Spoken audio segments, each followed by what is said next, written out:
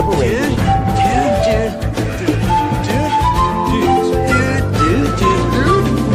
Deliberating. Deliberating. Dogface. Deliberating. Dogface. I'm the dude.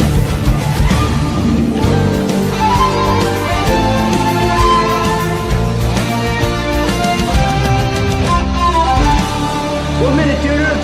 9, 8, 7, 6, 5, 4, 3, 2, 1, fight!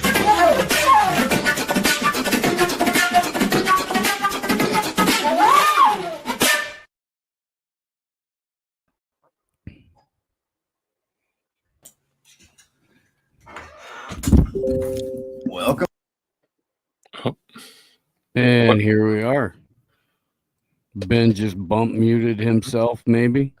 That's all right. We're only 60 streams into this, and we're still learning new things. Yeah. Not that Ben hasn't been broadcasting or, public speaking for nearly a decade at this point. But hey, some of us are so focused on other things that, little bits and pieces of, let's be honest, a hobby. Send James a link, please, Marcus. They slide by you, but Ben's not going to miss important shit, replacing the fucking ass end of a work truck. He's not going to miss important shit, wiring up a fucking brand new generator to the setup, but hey, every once in a while you totally forget how to broadcast, even though you should have figured that out again the better part of a decade ago. Yeah. It's almost retarded.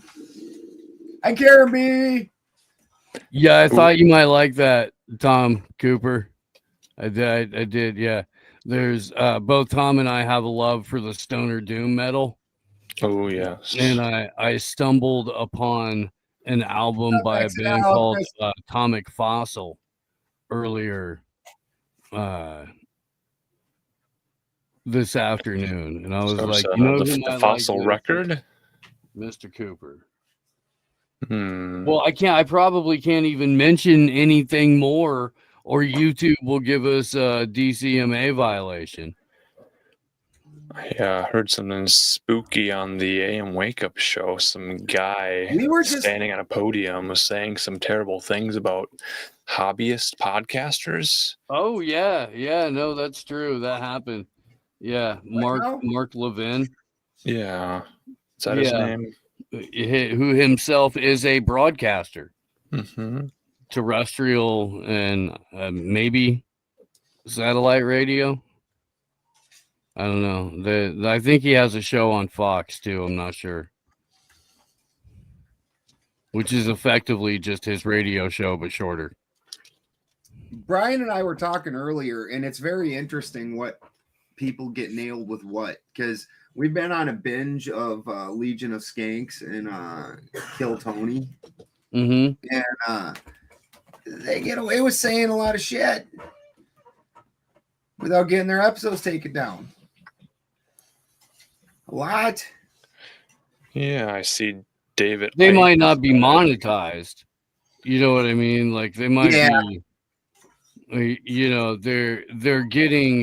They're putting YouTube bait out to get people to become Gas Digital subscribers, where you get to hear absolutely everything they say.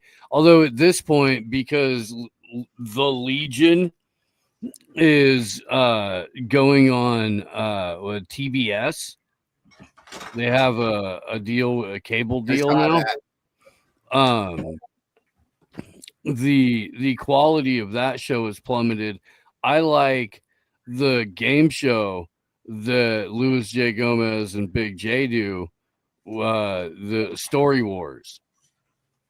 I don't know if you've watched any of those or not, but they're dude. Okay, so Big J and Lewis, and then 3 guests, and everyone has submitted 3 to 5 stories based around a topic. And you can go literal or interpretive with the based off of the topic. All right. And then one of the Gas Digital producers, Alex, randomly selects stories, reads them out. Jim. Everybody damn it. Does a little beat him up. Sorry, Steve. Everybody does a little interrogation or whatever kind of thing, trying to convince somebody, whose story it is. And then they all vote, and points are awarded if you guess whose story it was. And if it's your story, you get points for everyone who did not guess you, everyone you fooled. I feel like we would be bad at that game just because our stories do really just match us. They would just be like, no, that fucking guy. I mean, you can make them vague, and the producer can alter the wording slightly to make it sound a little less obviously like you. Like if you were too specific, they can make it more vague. Are they fact checking the stories? That time I took my steel chin shaped like a butt and jammed it into somebody's collarbone until they bent over and hit the ground before I pummeled them. Right. That would be a little too specific. But you can't see my butt chin because I have a beard now. They would probably get changed to I've used my head as a weapon, something like that. That was all the fight, Steve. But it would make it plausible for other people for that to have been. Do you see what I'm saying? Okay. So it's like it's a very fun show to watch. It's a very fun show to watch. It's fun to play at home. Yeah. Sometimes the people have known each other for a long time, and I've seen an episode where the person sitting next to the guy not only knew the story, but was the subject of the story. And he had to sit there and fucking not say anything until the end. And they were like, did you know that homie was going to be on the show? And he was like, fuck, yes, I knew. That's why I put the story in.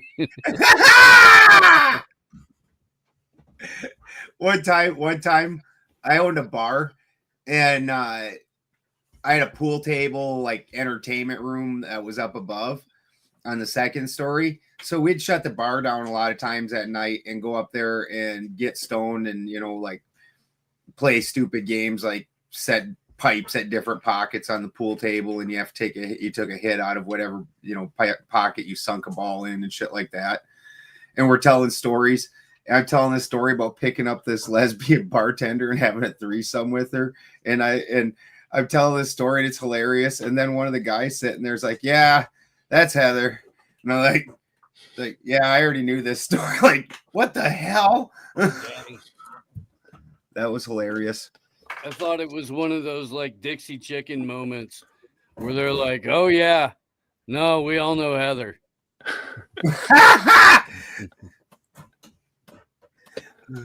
Old 2-for-1 Heather. Well, one time he was gay. He knew her from the gay bar. I was invited to go bird watching with a group of very distinguished gentlemen, and that's not what that means, Marcus. They all wore high visibility, like orange vests. Be careful with yourself, Marcus. Did you bring your timid grappler repellent? Protect that hole. Yeah. I got it. It's always ready. My high visibility gear when I go out bird watching with attorneys and business leaders, and they wanted to go look for birds, specifically. Those I are think the quail. worst types. Quail. They're looking. They're looking for a young innocent swallow. It's the type they're wanting. An unladen swallow or a fully laden? No, it starts out unladen. They want to fully laden it. Okay. All right. So it turns out this guy's name was Dick. Dick Cheney. I knew that. Yeah. Mm-hmm. You know Dick? Do you know his friend Catherine Armstrong, or his other friend Harry Whittington?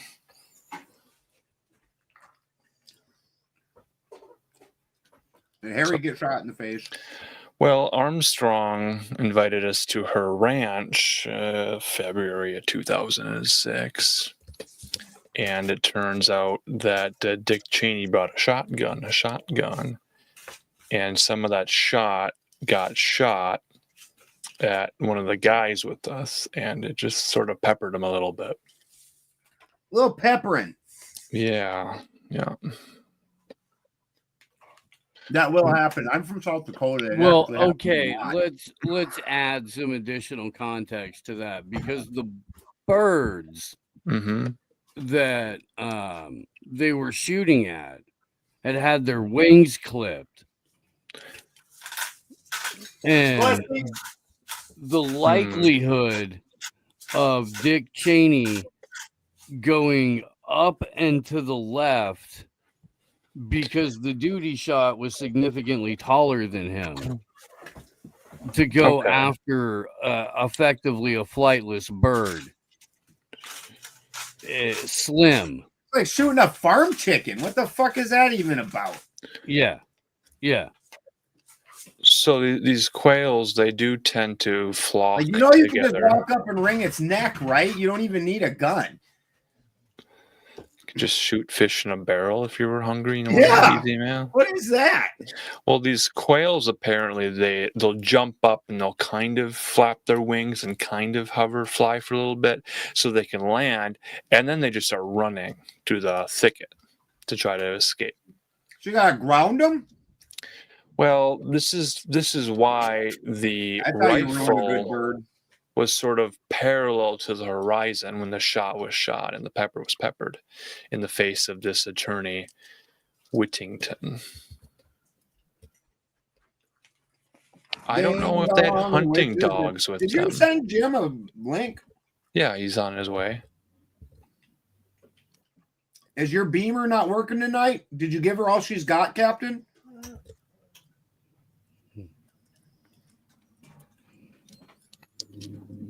What starship are we on? The Yellow Submarine.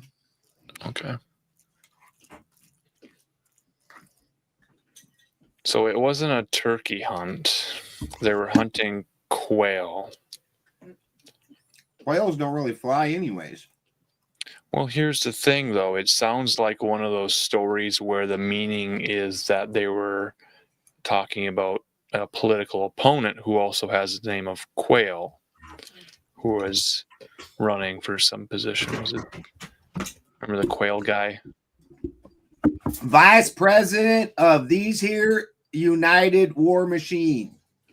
Yeah. Dan Quayle. From Huntington, Indiana. Does he still not know how to spell potato? Probably. Okay. He faded out of the spotlight pretty quick, and it hadn't really popped up too much. Well, his daughter took his place to make sure that she went to Wyoming and said, the state owns the wind. Isn't that Cheney you're talking about? Yeah. We're talking about Dan Quayle now?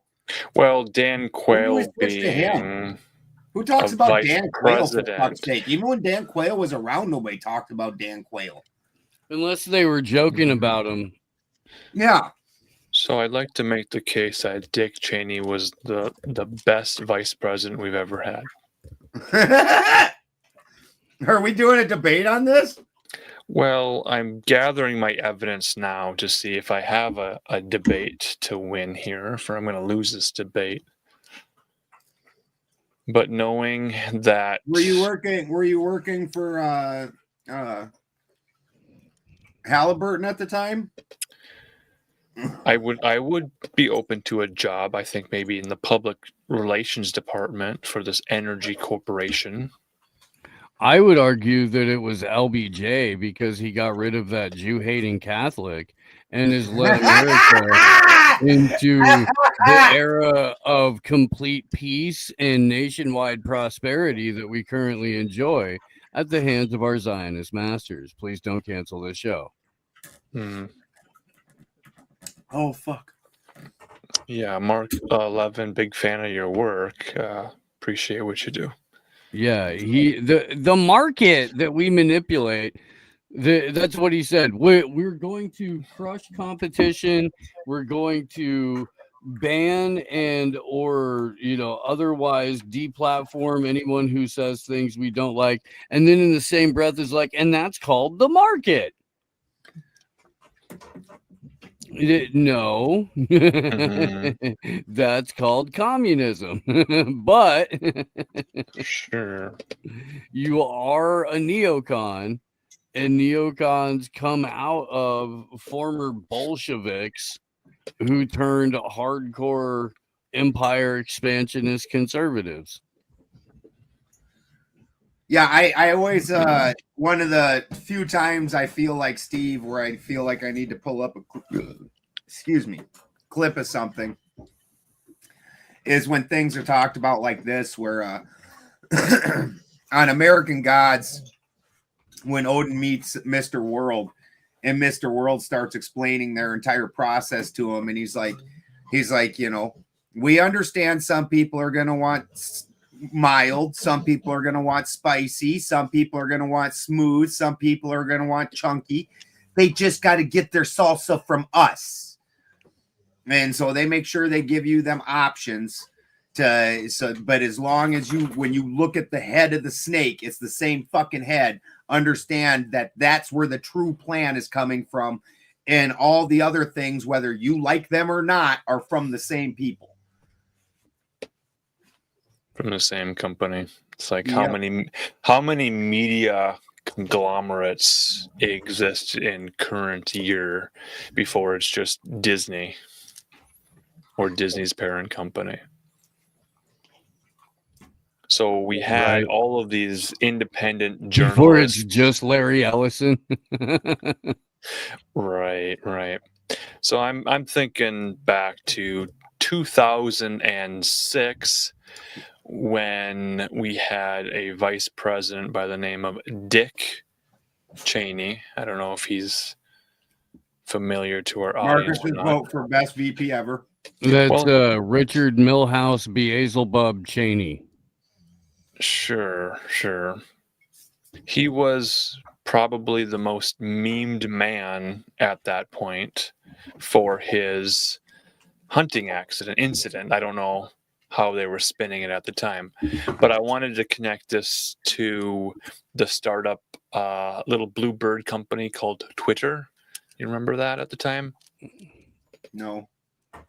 So in 2006, no one else had heard of Twitter, but it was going online. And this was about a month after the I started using it like a month after it became X or something. Not because I was bought into the whole political or because Elon bought it. I downloaded it to pick a fight with Andrew Wilson, and that was where I knew to get a hold of him and talk shit. So it's a very good use case. So now today, November 4th, Election Day, the same day that former Vice President of the U.S. of A. breathes his last breath, his heart. Was it his third or fourth heart? Yeah, I mean, he's had a number of heart replacements. I don't quite know the details if it was. Well, the original they have in a sealed box in an unknown location, and only if you stab a heartwood stake through it and then burn it to ash, is he truly ever going to be dead? Right. It's not an unknown location. It is less than 2 feet away from the corpse of John McCain. And whenever lightning strikes the Washington Monument, John McCain rises, and Dick Cheney's heart now will start beating again, slowly, until it finds a new host in order to take over and become the future Secretary of State. And this is why they are currently tearing down the White House and doing some remodeling, because they're building a cornerstone with a reliquary that contains the still beating heart of Dick Cheney. Mm-hmm.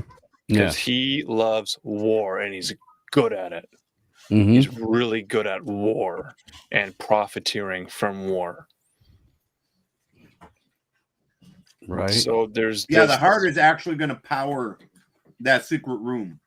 And there is a connection between Twitter going online. Powers the lights in the below ground skiff underneath the ballroom. Yeah. Mm-hmm. So there is some strange signaling. Yeah, if you say something bad about Dick Cheney while in the ballroom, the whole thing was electric floor. Yeah. The chandeliers, like the glass drops away at the same time that it falls to reveal spikes, and it just crushes the people underneath it. So we know it's the Dick Cheney's balls room. Then in all the grout, you suddenly the grout all soaks in all the blood, and it all collects into a pool that funnels right into Dick Cheney's heart. Mm-hmm. And then it grows a little bit. Who knew Dick Cheney's heart was cheating energy? Or it's like Voldemort, where like an arm starts to pop out. They're gonna have to keep Ilhan Omar in Congress for a while. Hide the heart under fucking headgear. I was looking to Halliburton Labs, the future of energy faster trademarked phrase there, and what they're going to do with CO2 in water molecules and things. They have all sorts of sciences that they're working on for more energy control of all the energy. But I'm still in 2006, where Dick Cheney hunting attorneys he doesn't like, peppering their face, and then having to spin the tale of what actually happened. And then a month later, it's all over Twitter. So the early days of Twitter, where people were texting 144 characters to a server and then getting texts back to their phone, this created a place for news stories like these to be quickly spread. So the headlines at the time were all very humorous. They were dick, joke, punchline headlines. Low-hanging fruit. Yeah. 144 characters. So knowing that the Bluebird site, Twitter, was going to be the place where politics were going to be spread, all sorts of politics, news headlines and things. It's very interesting then that on the death of Dick Cheney, this is 10/4, 10/4 good buddy, on 10/10, so 6 days from now, the twitter.com domain name will be retired forever. So it will no longer redirect to x.com. So on 10/10, which is like Roman numeral X, Twitter will be dead. So Dick Cheney's dead. 6 days later, Twitter is dead.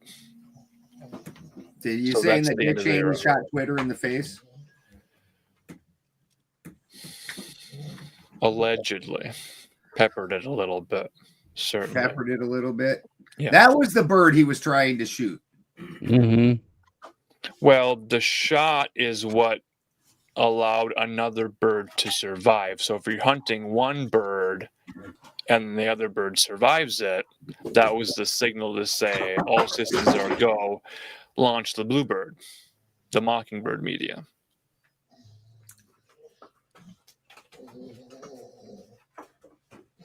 And the people Which we fully have a Mockingbird media now, there's no doubt. Right. So it was a way to spread the news faster, and people no longer needed to read a full article. They would get the headline, and then they get the gist of the story.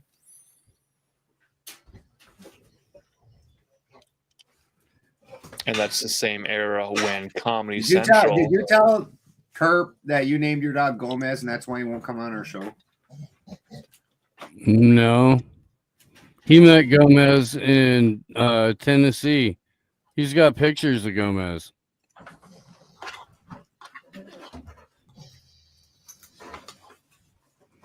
Gomez got up on stage and like laid down right on top of my feet.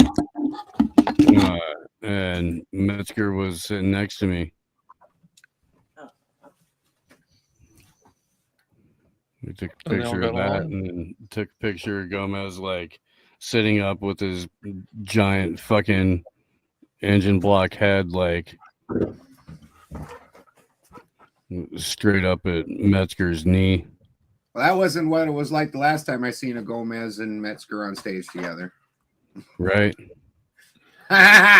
Right. That was a long time ago. That was a long time ago.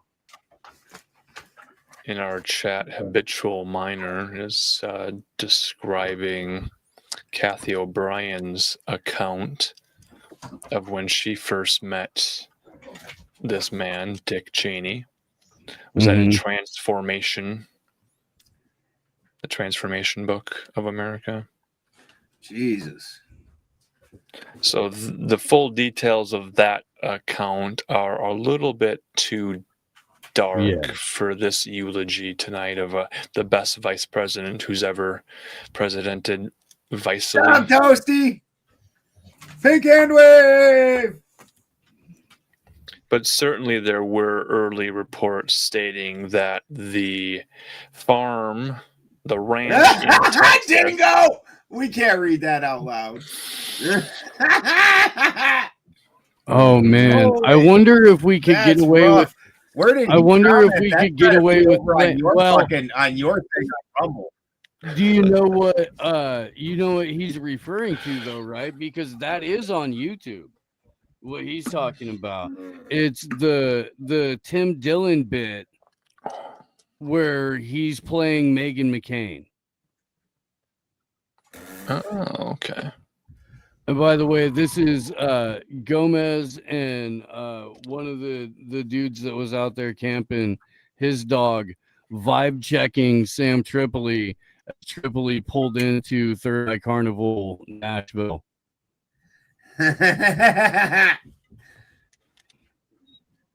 Gomez, like, not sure about you.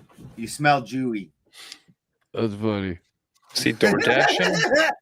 Is that a DoorDasher? That was his rental Kia. Oh, the rental Kia. Yeah. Very fun. This shit cracks me up. Here, So we'll let Marcus decide if have a dice to roll. Leave it up to fate to decide the outcome of the stream tonight. My favorite part of the never stream seen or heard so from far again. is that Marcus is doing his dead set best to keep it on one subject, and Steve and I are just all over the fucking place.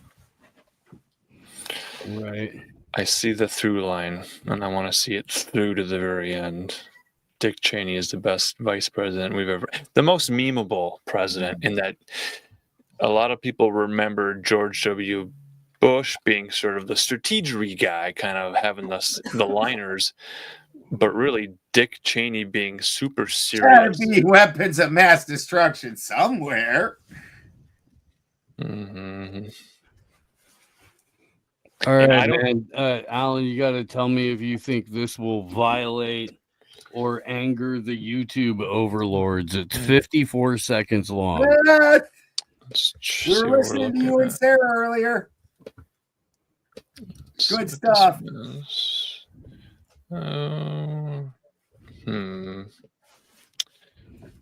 Everybody, Beth and Sarah Tomato had a nice little podcast like right before we came on. Oh, cool. This is what it's like when worlds collide. This is a clip of his original video from 5 years ago. I think fair use will allow us to show that Meghan McCain was an object of ridicule and humor. And definitely a public figure. Public figures. Yes. Two very public figures. Mm-hmm. Hi, Brian. Liz Cheney fucking should have been taken out and publicly flogged. Was she the lesbian daughter? Yeah. He was so proud to have a daughter who wanted to go hunting with him, I think, is still. All right. Here you go, Ben. And I had a baby with him. Wait, let me run it back. There we go. Before my father died, I had a baby with him. And it will be raised in captivity.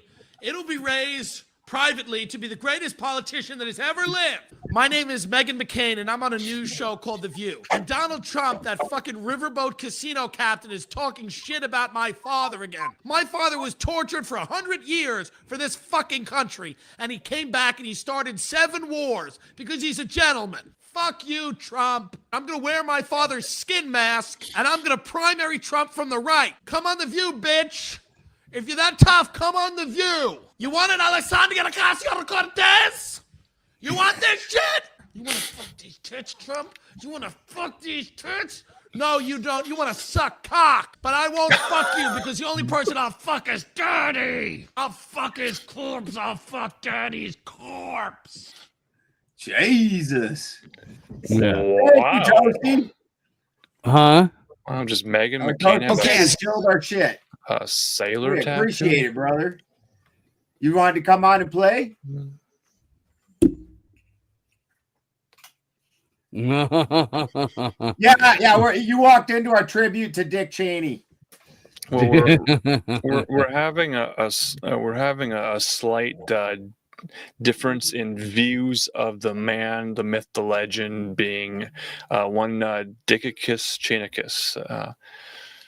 I sent you an image of a gold chain and a little dick attached to it, like the gold Dick Cheney. I think that would be a good. If we all got those, would we wear them together, kind of like charm bracelets? Best like what friends. Would Cheney do? Yeah, he'd wear gold. He'd wear gold chains. The guy was known for Rolexes, I think, having a good taste in watches. And watches were real? Leather, yeah. So Kathy O'Brien described the room that they were in, and there was a lot of leather. He was in Wyoming at the time. Is that why Erica Kirk wore the leather pants? Or was that just to look like JD Vance's favorite couch? Well, that's exactly what I was thinking too. Having the upholstery, the feeling of leather upholstery is familiar to some of these men. So then she could explain, no, they weren't groping my thighs. They were just, it was a comfort couch hug.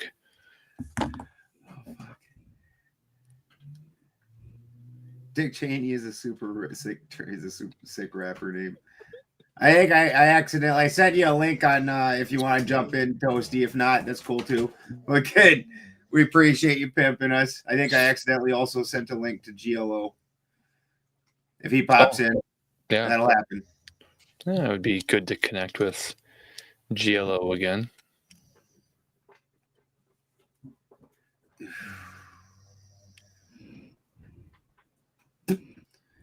Is there an election today?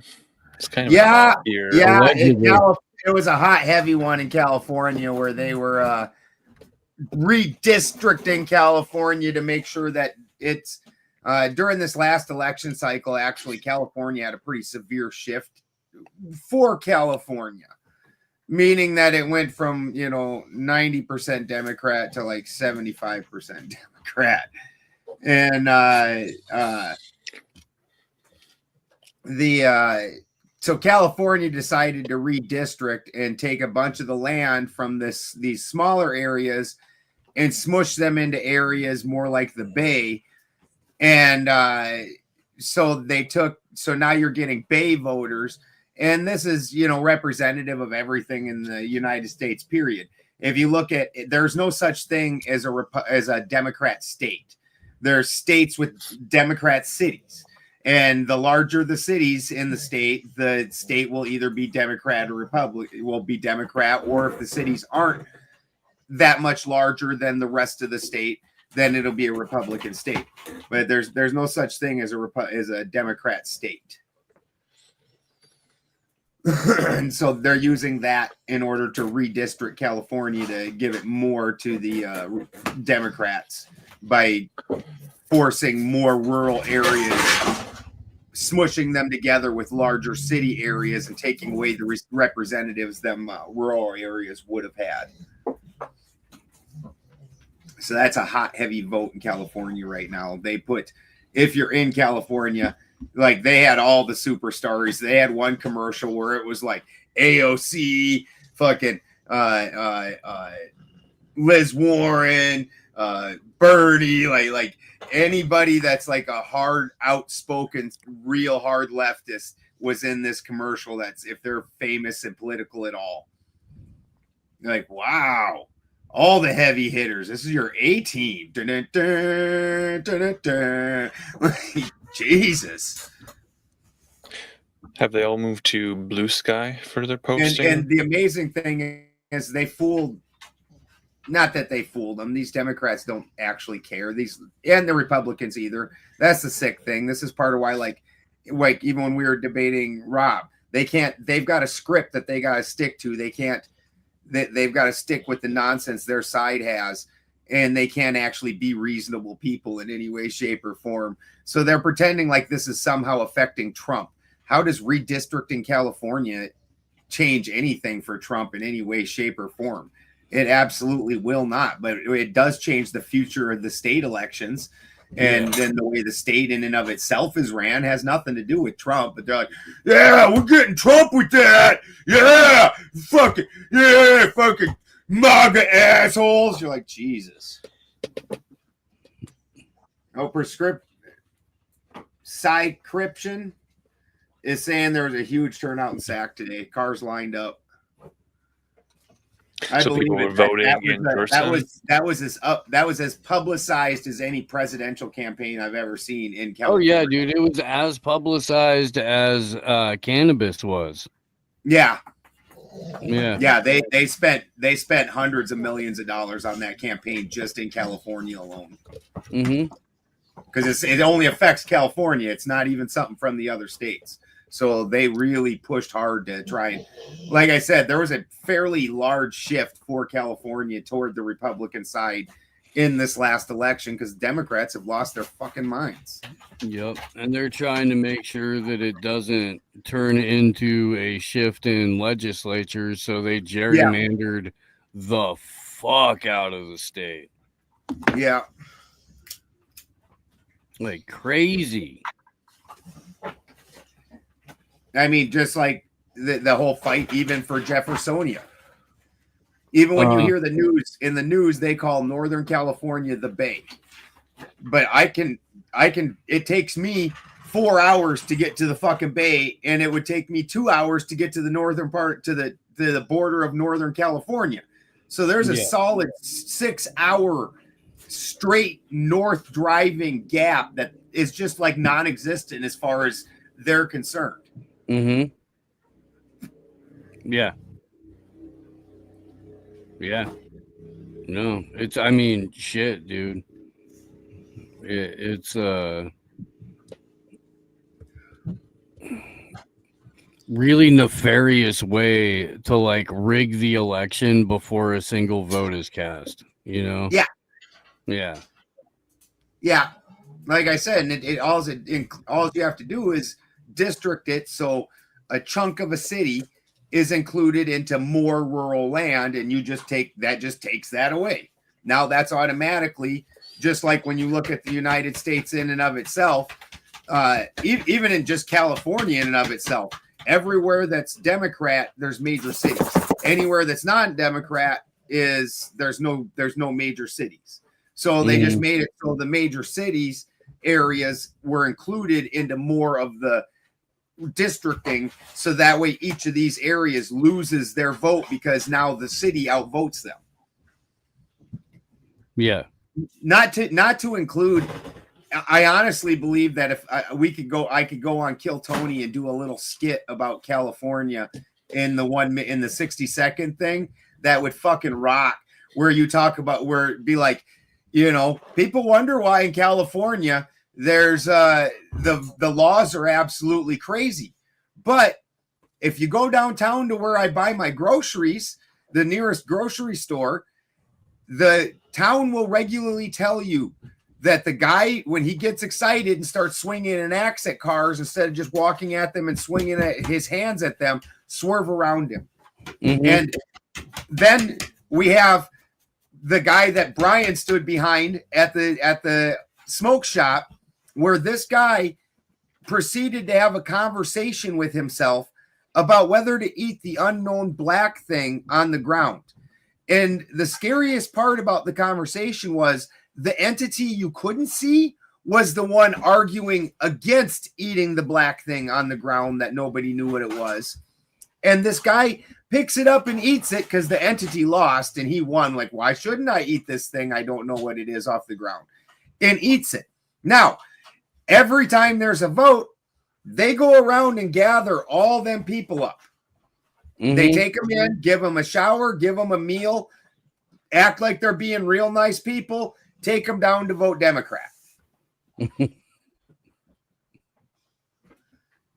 Yeah, and there's more of them than there are us.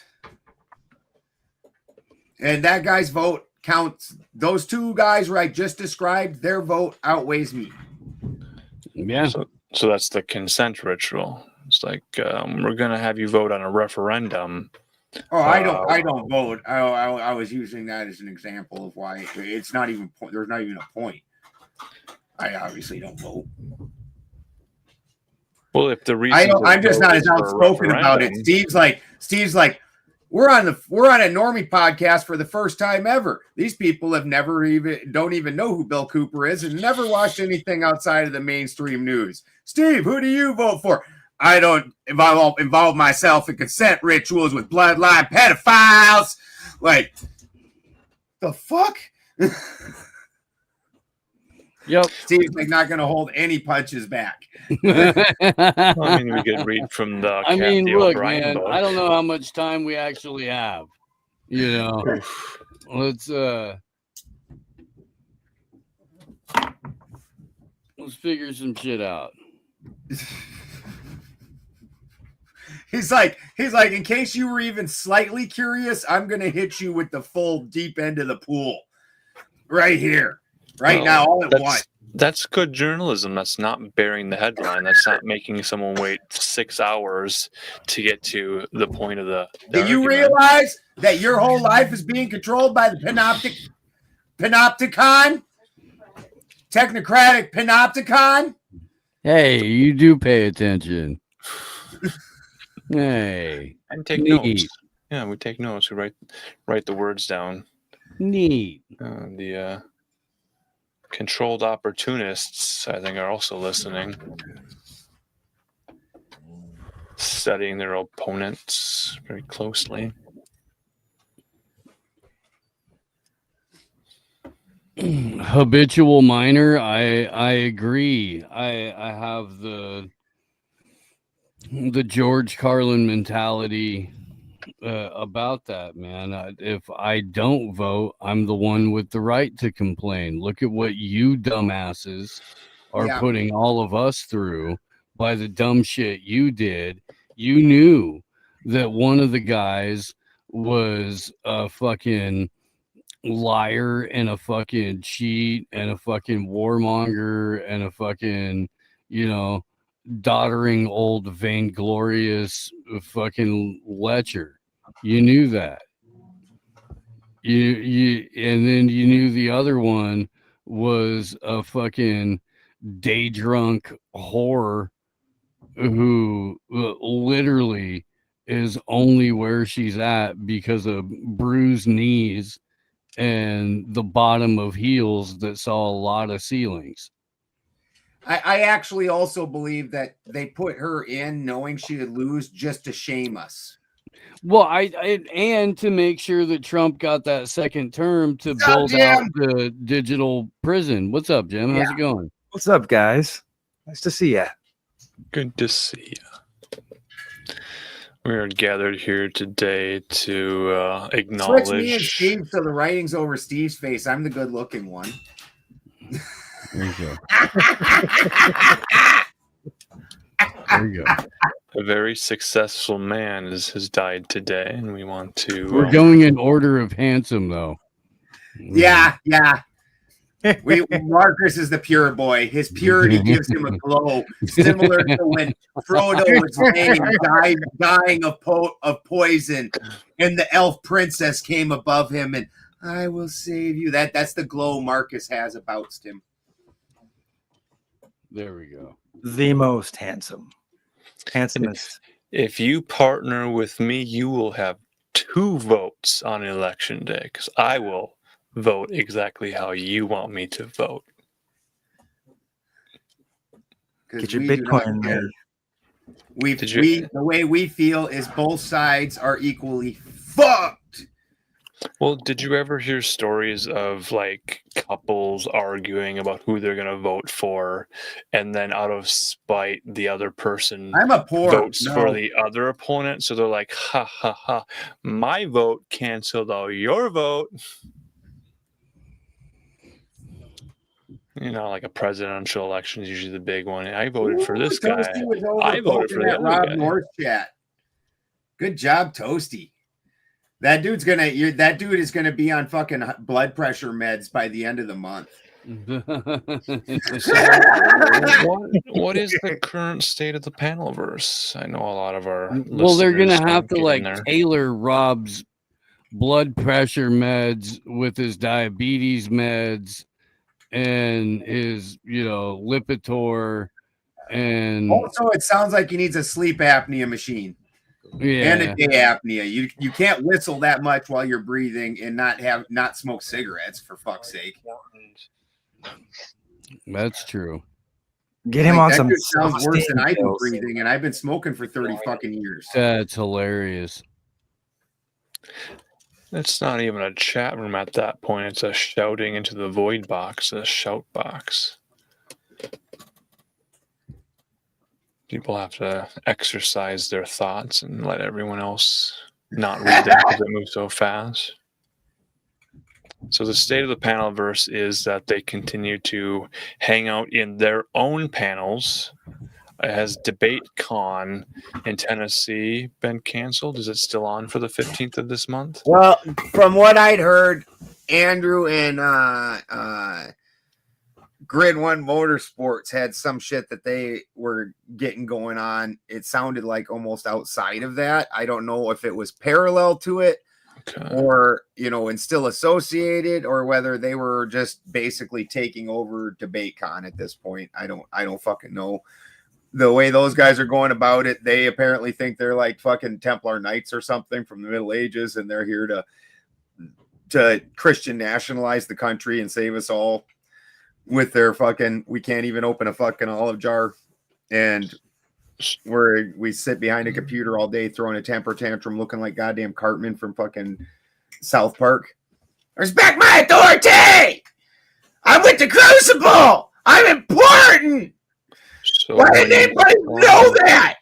Why you guys all just keep treating me like I didn't have any subs 6 months ago, and that nobody really watches my show? Andrew said I'm important.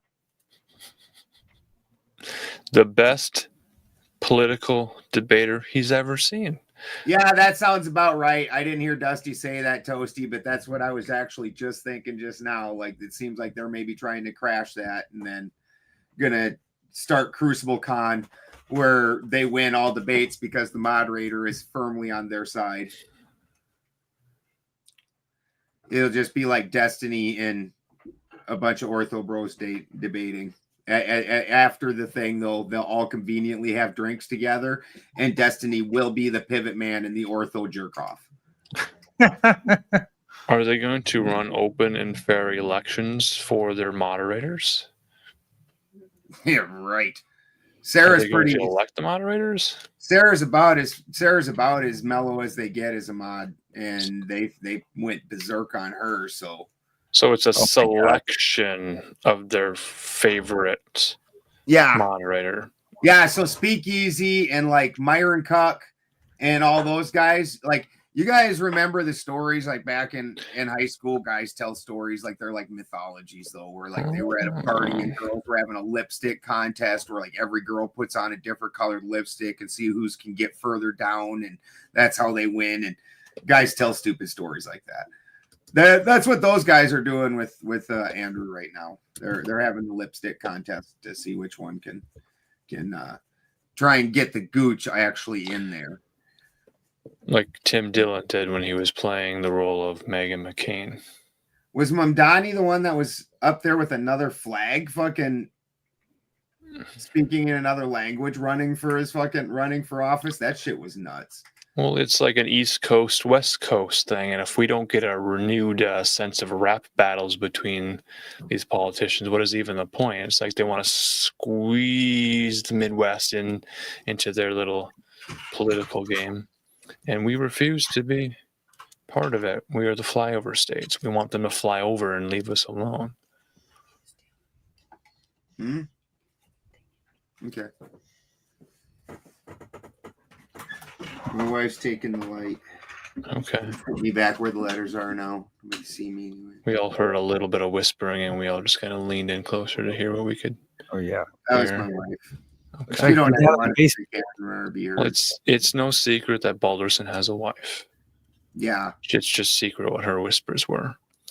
Jem, did you read that Kathy O'Brien book? Which one? The one that talks about Mr. Dick Cheney. I didn't read that. No. Okay. What did it say about? I cannot read that publicly. I remember some stuff about other folks that I know. I know the names of that I haven't personally met, but not Dick Cheney. So I will say the importance of Dick Cheney dying today in connection to there's a lot of terminology about what may or may not have happened. But if the alleged abuser is no longer alive, they say survivors of duck hunt games might be more willing to release their memoirs or their stories or things. So we may see more information about our favorite vice president and his proclivities released. Quit adding R in there. You're the only one that voted for this. Right. It's hard to say because if you can't sue somebody for slander if your book about them is true. Like, it's only if you make something up about somebody abusing you and then you put it in a book that is, well, and then it also has to have monetary like loss associated with it to even make it really suable also. So when Whittington was peppered in the face by the shot output of the bullet emissions from Dick Cheney's boomstick, Whittington, I believe, apologized. This is my boomstick for being shot in the face. Now I'm imagining Dick Cheney as fucking Ash from Army of Darkness. That's hilarious. I remember the cops wanted to come out and talk to him, and he made him wait for 24 hours. Dick Cheney. He said, "No, not now. Come out tomorrow." I gotta give him though. That's gangster. It is. I'm not even gonna I can't stand Dick Cheney, but cops like, I need to talk to you. You know what? Not today, guy. That is gangster. I would enjoy that myself. I would enjoy that thoroughly. Nah, you can keep wanting, bro. Kick rocks. Today's not the day. Not gonna shit on a guy for that. That's hilarious. Well, yeah, pretty gangster, but definitely he was hiding out. Probably wasted.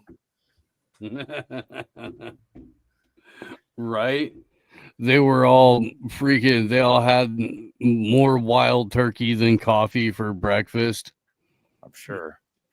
Loaded up to go shoot some flightless birds. Yeah, but they had cocaine to balance it out. Meatballs. Those guys get the best drugs. Yeah, you had to get the shotgun residue off. Yeah, that is probably. Cheney can't get out of bed without his scotch and stem cells. Yeah, he had to get back into the Darth Vader chamber. Mm-hmm. And the vice president does have an ambulance on call. Crystal when they get to suck the energy out of the gelflings. They're like, and then they throw a little corpse of a little kid back into the dumpster, and Dick Cheney's able to get up and walk again for the day.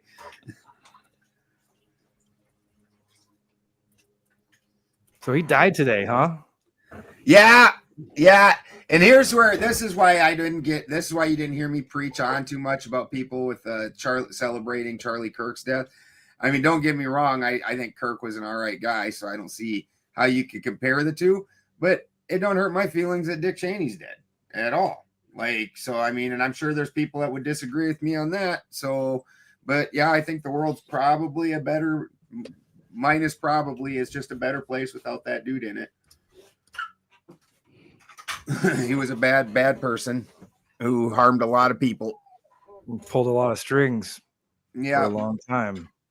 And his daughter thinks, and then he produced such a vile daughter that people voted for in Wyoming. That does tell you about Wyoming. And she decided that the government owns the wind. Are you fucking serious? How batshit crazy are you, lady? Can you get another hot cocoa? I'm feeling it tonight. I'm feeling spicy. Yeah, the cocoa's. Give me the hard stuff. The hard cocoa. Yeah. What?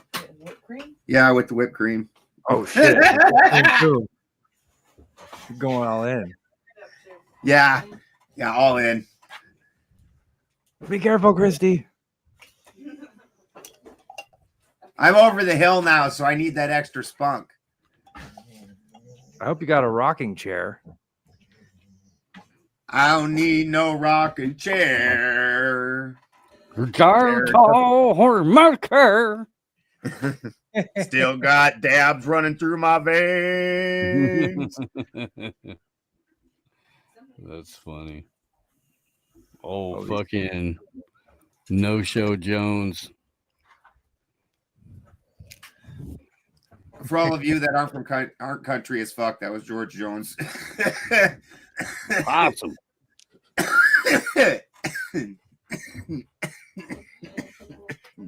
Is he a Christian band? They called him the Possum because frequently he would be passed out snoozing on the tour bus when he was supposed to be on stage after being up, for a couple of days on a good bender. Clean living. Yes. That's how you stay young. And those guys all live to be forever old. Yeah. There's like no stress in that lifestyle. They say we're living longer today, but I don't know. From my experience, it seems like smoking Lucky Strikes and drinking fucking straight vodka seems to be like the health tonic. I don't know. Oh yeah, so many mechanics I met that are in their 60s and 70s smoking basic cigarettes and drinking thank you, baby. Milwaukee's Best all day long, 24 of them for breakfast, and they look great. Skinny, just like my grandma. Charmers, mouth running a million miles an hour, training raccoons to eat dog food out of their mouth. Y'all know that guy. A pet raccoon. Those people lived forever. See, my wife was like, it wasn't even anywhere near her, and she just made me turn it. Because she's like, my essence might have gotten into my aura is 6 feet wide, and that may have gotten into the camera view. Well, it happened. The other day, Sarah was having a panel during the day. Steve was going nuts. Fucking, it was great. Steve was like, they were having like the most beginner political debate. Well, before that, it was a super beginner like esoteric thing, and I was like, I'm gonna go ahead and not crash this party. I'm not gonna pull a Steve. And hit him with it's the reparations thing, wasn't it? Yeah, and then it got that, dude. That's what it evolved into. Like, that was horrible. And then I just thought, I'm probably not going to be the bald-headed, long-bearded, fucking Nazi-looking white guy going. You got no on the which I am absolutely against reparations, but it was just a bad aesthetic for being the guy that's arguing that. I'll just let these other people handle it. Thank you, babe. Like, there's two black guys on the panel already arguing against it. They didn't need the fucking the guy that's like, Sieg Heil, no reparations, Achtung. Like, nobody was going to appreciate my help in that.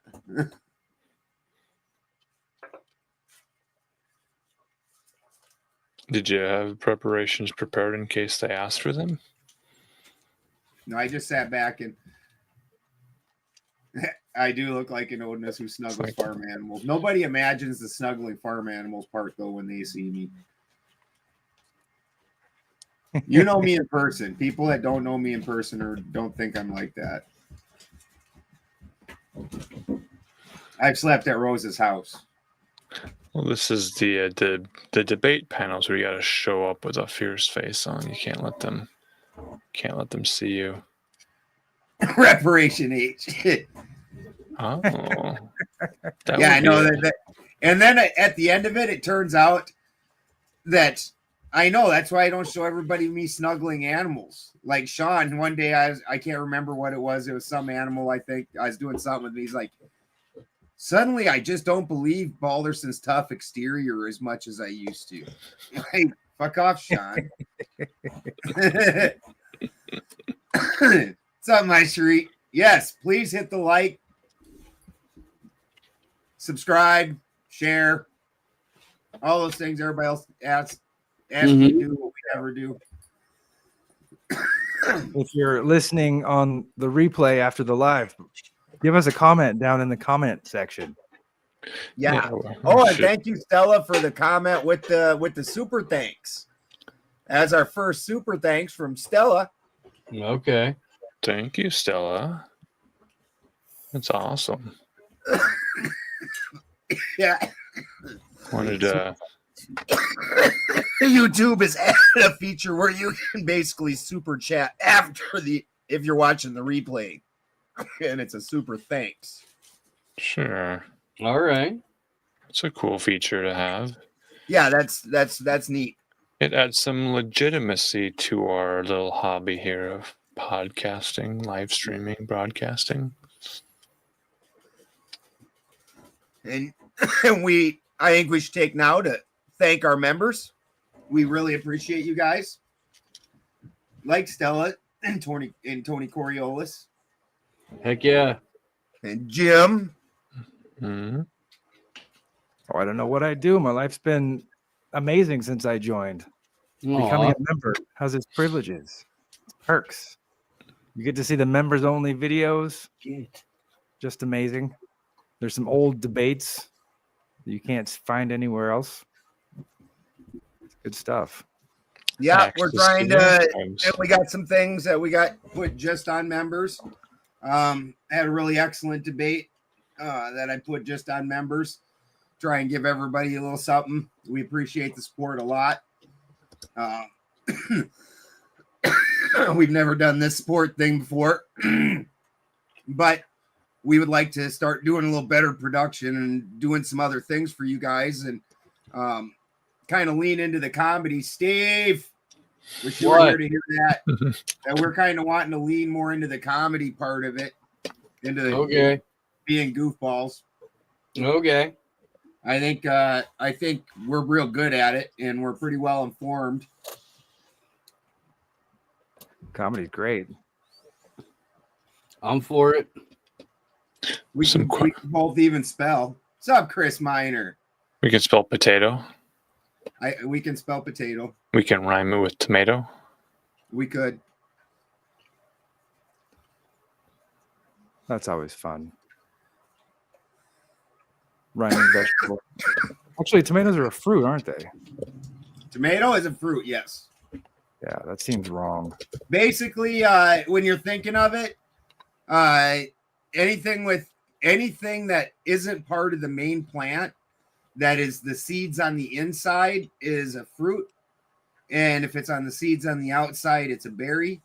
And then like a potato is a legume because that's growing underground and shooting from from rhizobias and shit. Actually, that makes a lot of sense. I was thinking it was something that had to do with sweet or acidic juices inside, but that's just something I made up from looking at a few things and trying to draw some kind of pattern. Shoot Chris a link. Ridiculous. If he wants to come play. If not, that's cool too, Chris. We're just giving you you're one of the dogs. So if you want to play, you can. But yeah, it just has to do with whether the fruit is on the inside or the seed is on the inside or the seed is on the outside. Is all it really has to do with. And then anything like, like when pizza people that's where it comes up in the pizza argument. Like you eat fruit on pizza? Yeah, I actually eat quite a few fruits on pizza. Pepper is a fruit. Tomato is a fruit. It's pineapple. Pineapple, that is a fruit. That is delicious on pizza. Great on a pizza. I boiled a banana today. You bought a banana? Yeah, I boiled a number of bananas today. I hear it was a good way to prevent them from rotting. Once they get boiled a little bit, they don't turn brown. What do you do with then them? You can't make banana bread out of them. Well, you probably still could because they're still bananas. You're a fruit. What kind of fruit are you? I have a bag of frozen yucca. It's a tuber, like a potato replacement. Cassava. You guys ever cook with the cassava, the yucca? Mm-hmm. Y-U-C-A. Yeah. It's kind of like a potato, right? Yeah, but they don't grow up in Idaho. They grow in closer to the equator. They give me wicked farts because I'm not used to eating them.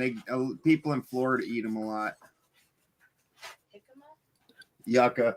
The yucca. So what about a gourd? Is a gourd a some fruit? Some gourds are okay.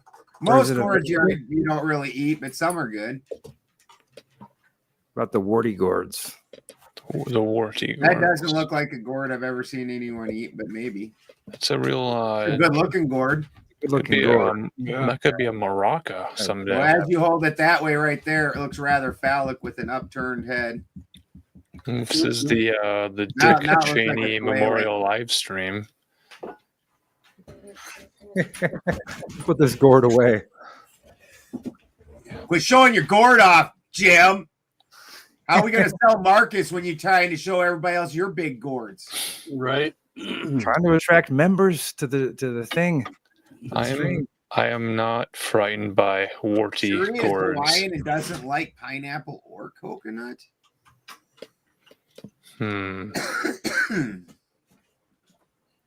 Jerusalem artichokes are a fartichoke, dude. Straight up.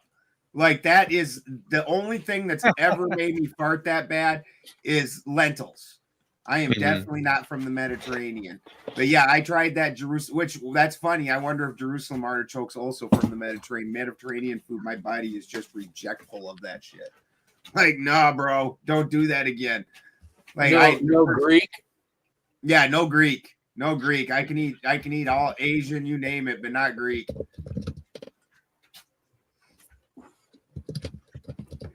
Goya? Tzatziki's God, that sounds like Greek for bad for white people. Talmudic Bean Company?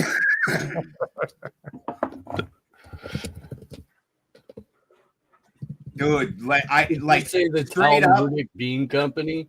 The Goya? Yeah. Christy made those lentils into like a barbecue sauce, so it was like basically like it was almost like It was a meatloaf, basically lentils. yeah. Barbecue. It was actually pretty tasty. But then like an hour later, and Christy and I hadn't been dating very long, so I'm actually trying to pinch these fuckers off. And I'm sitting there and all of a sudden it's like, oh God, oh God. You know, and you're squeezing for all dear life. You got like a fucking vein coming out in your head. You're like, Jesus God. And I get up, and the worst part is that I'm living in a Winnebago. And so at some point in time, you realize that there's no salvaging this. It's coming. Like you can't pinch this sound bitch off. This is like it's like the perfect storm in your intestines. And at first I run into the bathroom, like, excuse me, and walk into the bathroom. Well, the fucking bathroom's 3 feet from her head inside of a tin can. Yeah. Like, what do you think that sounded like? Jesus. Holy shit! It was like a fucking tuba that went off. Sounded like I was gonna say, it sounded like the horn section warming up at the Cotton Club. Foghorn Leghorn. And eventually, I just give up on this. Like the realization that there's just no subtlety going on here. I'm just being a jackass. And so I go sit back down with Christy, and it's literally, I'm like levitating. There's barely a break between the farts. It's just like the fucking, just like, I'm like, what the fuck did you give me? Did you poison me? Holy shit. I was going to explode. So are you looking to explore noise dampening options tonight? Oh, fuck. That was it also wasn't and my farts don't normally stink, but that wasn't great either. My stomach was not happy with Greek food. Also, motorhomes are not spacious. Also motorhomes are not spacious. It was all bad. All bad. At some point in time, I was starting to concern us with methane poisoning. That was becoming a real concern.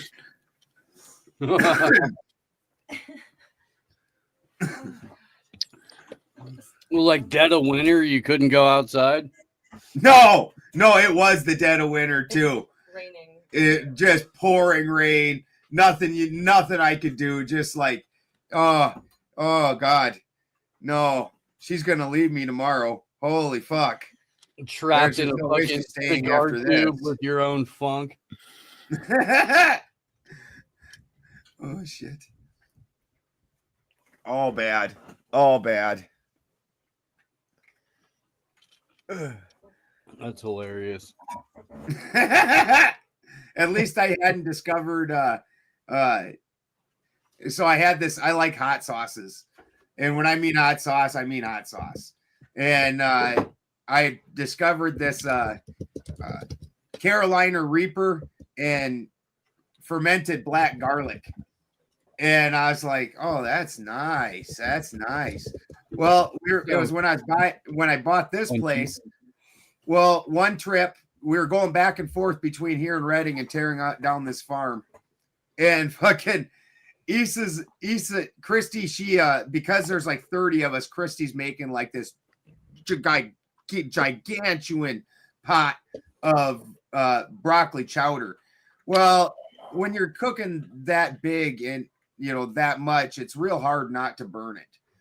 And so she scorched the bottom of it, and she ends up with like this giant pan of scorched broccoli chowder that was pretty much inedible. She puts it outside, and Issa, my one pit bull, she goes up, and she doesn't normally get food aggressive. She was food aggressive. Like, she thought this was the best thing she's ever eaten. So she eats this whole fucking thing. We drive over to Reading. Well, in the middle of the night, we're laying there in this damn camper, the same Winnebago, and all of a sudden, and there's like 5 other guys. So all of a sudden, it smells like raw sewage in that Winnebago, like just somebody's cut ass, and it's just so bad. And I'm like, oh my God, this woke me up out of a sleep, and I pull the covers up over my head to try and block off the smell, and only then realize it's Issa that has farted like this, and she is not on top of the cover. She is under them, and I have Dutch ovened my own goddamn self. And it is, I'm like, ah! So the next week is when I discover this fermented black garlic and Carolina Reaper sauce. And Christy makes some black bean burritos, and we do it up, and I just jam it with there. And on the way over to Reading a few hours later, we're driving along, and honestly, the first time I farted, all of a sudden it was just like a weird coincidence that it smelled just like horrifying, like dead raw sewage. You're like, what the fuck? And I thought it was actual raw sewage we just passed. So I didn't think nothing of it. But then later when I farted again and the same smell hit, it's like, oh, wow. Holy shit. Whoa. Oh, that's so bad. That's like bring tears to your eyes bad. And it wasn't loud like the lentil farts where they're like that was like I was playing a damn tuba. Like this was the silent but violent. And, yeah, I totally thought this was a coincidence. So then we go and do our work. We go to bed, and I'm laying in there, and it's cold. So Issa's once again under the covers, and her head's right next to my ass. And I rip one and Dutch oven her, and Issa goes. It gets up and leaves. I fucking laughed so hard I was waking up the other guys in the Winnebago. I've never seen a dog try and clear its nose like that. Like, oh fuck. That's good shit. Issa smelt it. Oh. Their noses are so much more powerful than ours. I bet it was rough. Oh, man. Like I've seen this dog eat fermented cow shit. Like when I go down and clean out the barn, and I start cleaning the barn out because I only do it about once a year.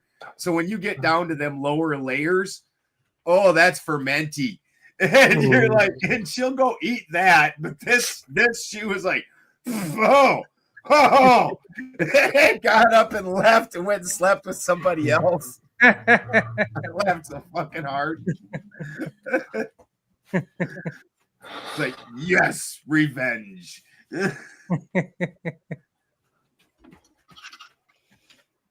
Yeah, I was cooking in the kitchen the other day, and it smelled like somebody took a crap in there. I was like, oh my God, you guys. I kicked the dogs out. Then I went back to cooking, and then I left the room for a second and came back like 25 minutes later, and it still smelled like the fart. It was disgusting. I lit a candle. Trying to deal with it. And then Rachel came in like 5 minutes after that with a candle going, and she was like, oh my gosh, what happened? Did you immediately have like the guilt? Like, God, I hope she thinks it's not me. I was like, I think it was Rika. I looked around for a shit, but there wasn't one. It's a silent vigil, 2 candles.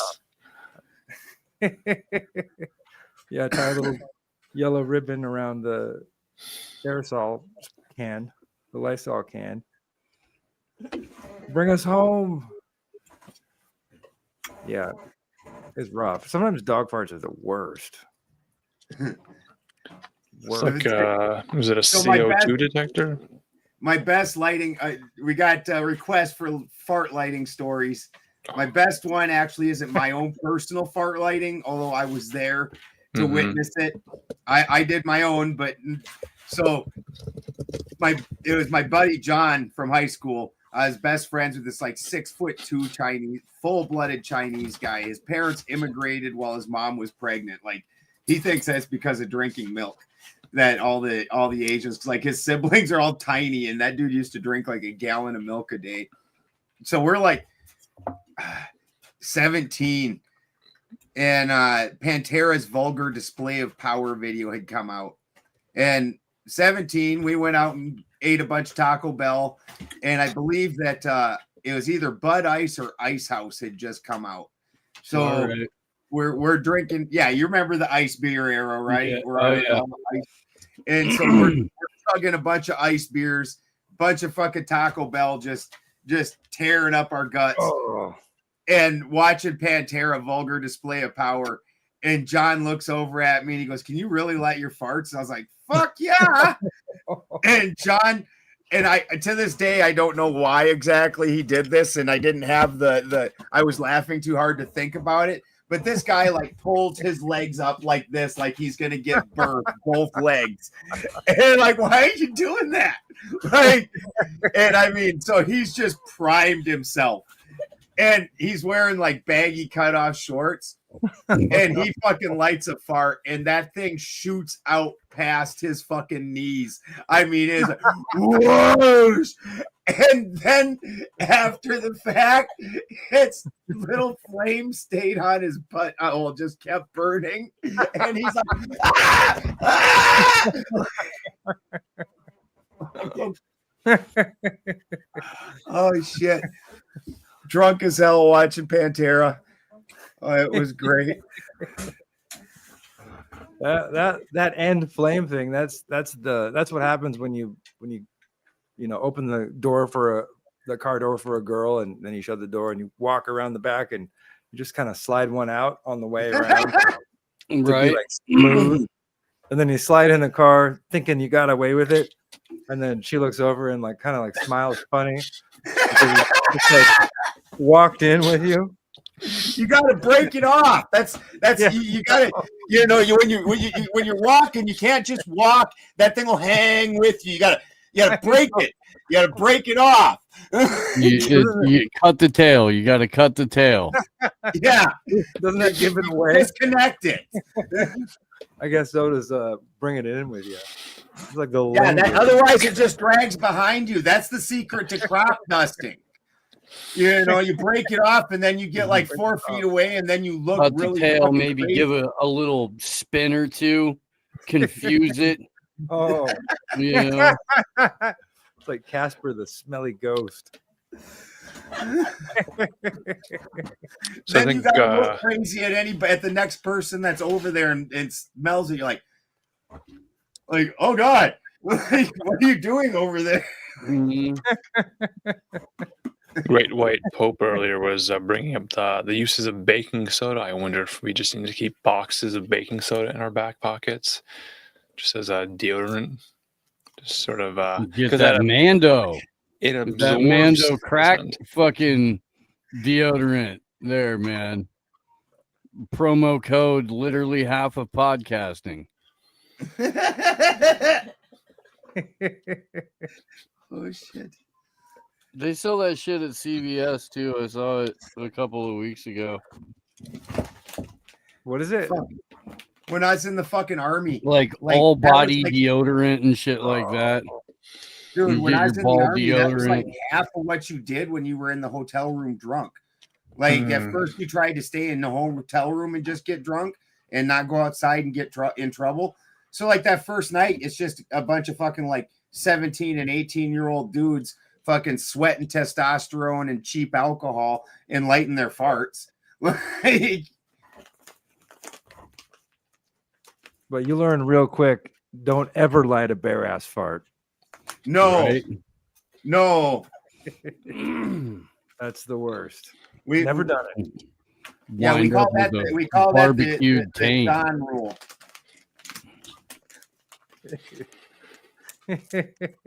That was in the hospital. 2 times I've seen John's ass on fire. The other one I did.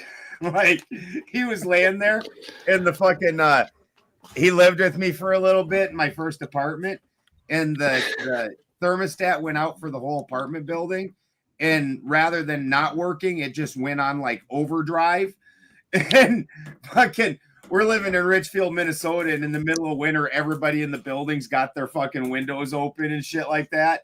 And so he's got there's no heat out in the hallway, so the front door's open, and he's laying on his stomach, half in and half out of the hallway. And I'm filling up a Zippo lighter, and I'm only 18, we're assholes. And yeah, you gotta start the story out with that. We're like, you're an 18-year-old dude. That's we do stupid shit. And so I'm filling a Zippo, and then I get some fluid on me, so I just burn it off. And then I look over at John and I thought, Yeah. And I went over and squirched a bunch of Zippo fluid on his ass and then lit that fucking thing on fire. Went back over and sat down. And one of the funniest parts about it was like a solid 10 or 15 seconds. I was like, is this gonna fucking go out? He's just laying there like nothing's going on. And all of a sudden he jerks like something bit him a little bit. And he looks back and there's flames just dancing. Oh fuck! He was dragging his ass fucking through the apartment, scooting on the floor, like a dog with worms. Like ah! Oh fuck! Oh, what we do to our friends when we're 18. Yeah. And we didn't have internet and people weren't all carrying phones and some of the shit that we did to each other and just did, period. Oh my God. I watched my older brother light a fart once through sweatpants that looped back in toward his ass like a solar flare. That's good shit, man. That's good shit. Is that rectal breathing? Oh shit! That's what they call the backdraft. That's the backdraft. That's what firefighters are worried about. Fucking set your pucker to shop vac.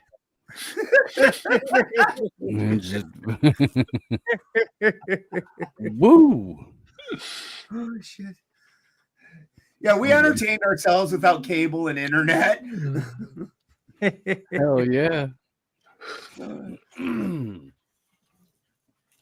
Well, and 9 times out of 10, like, you do something stupid or something cool, and by the time you got to school the next day or fucking work the next day, it would have grown in proportion and you know, and then you could decide. It was choose your own adventure.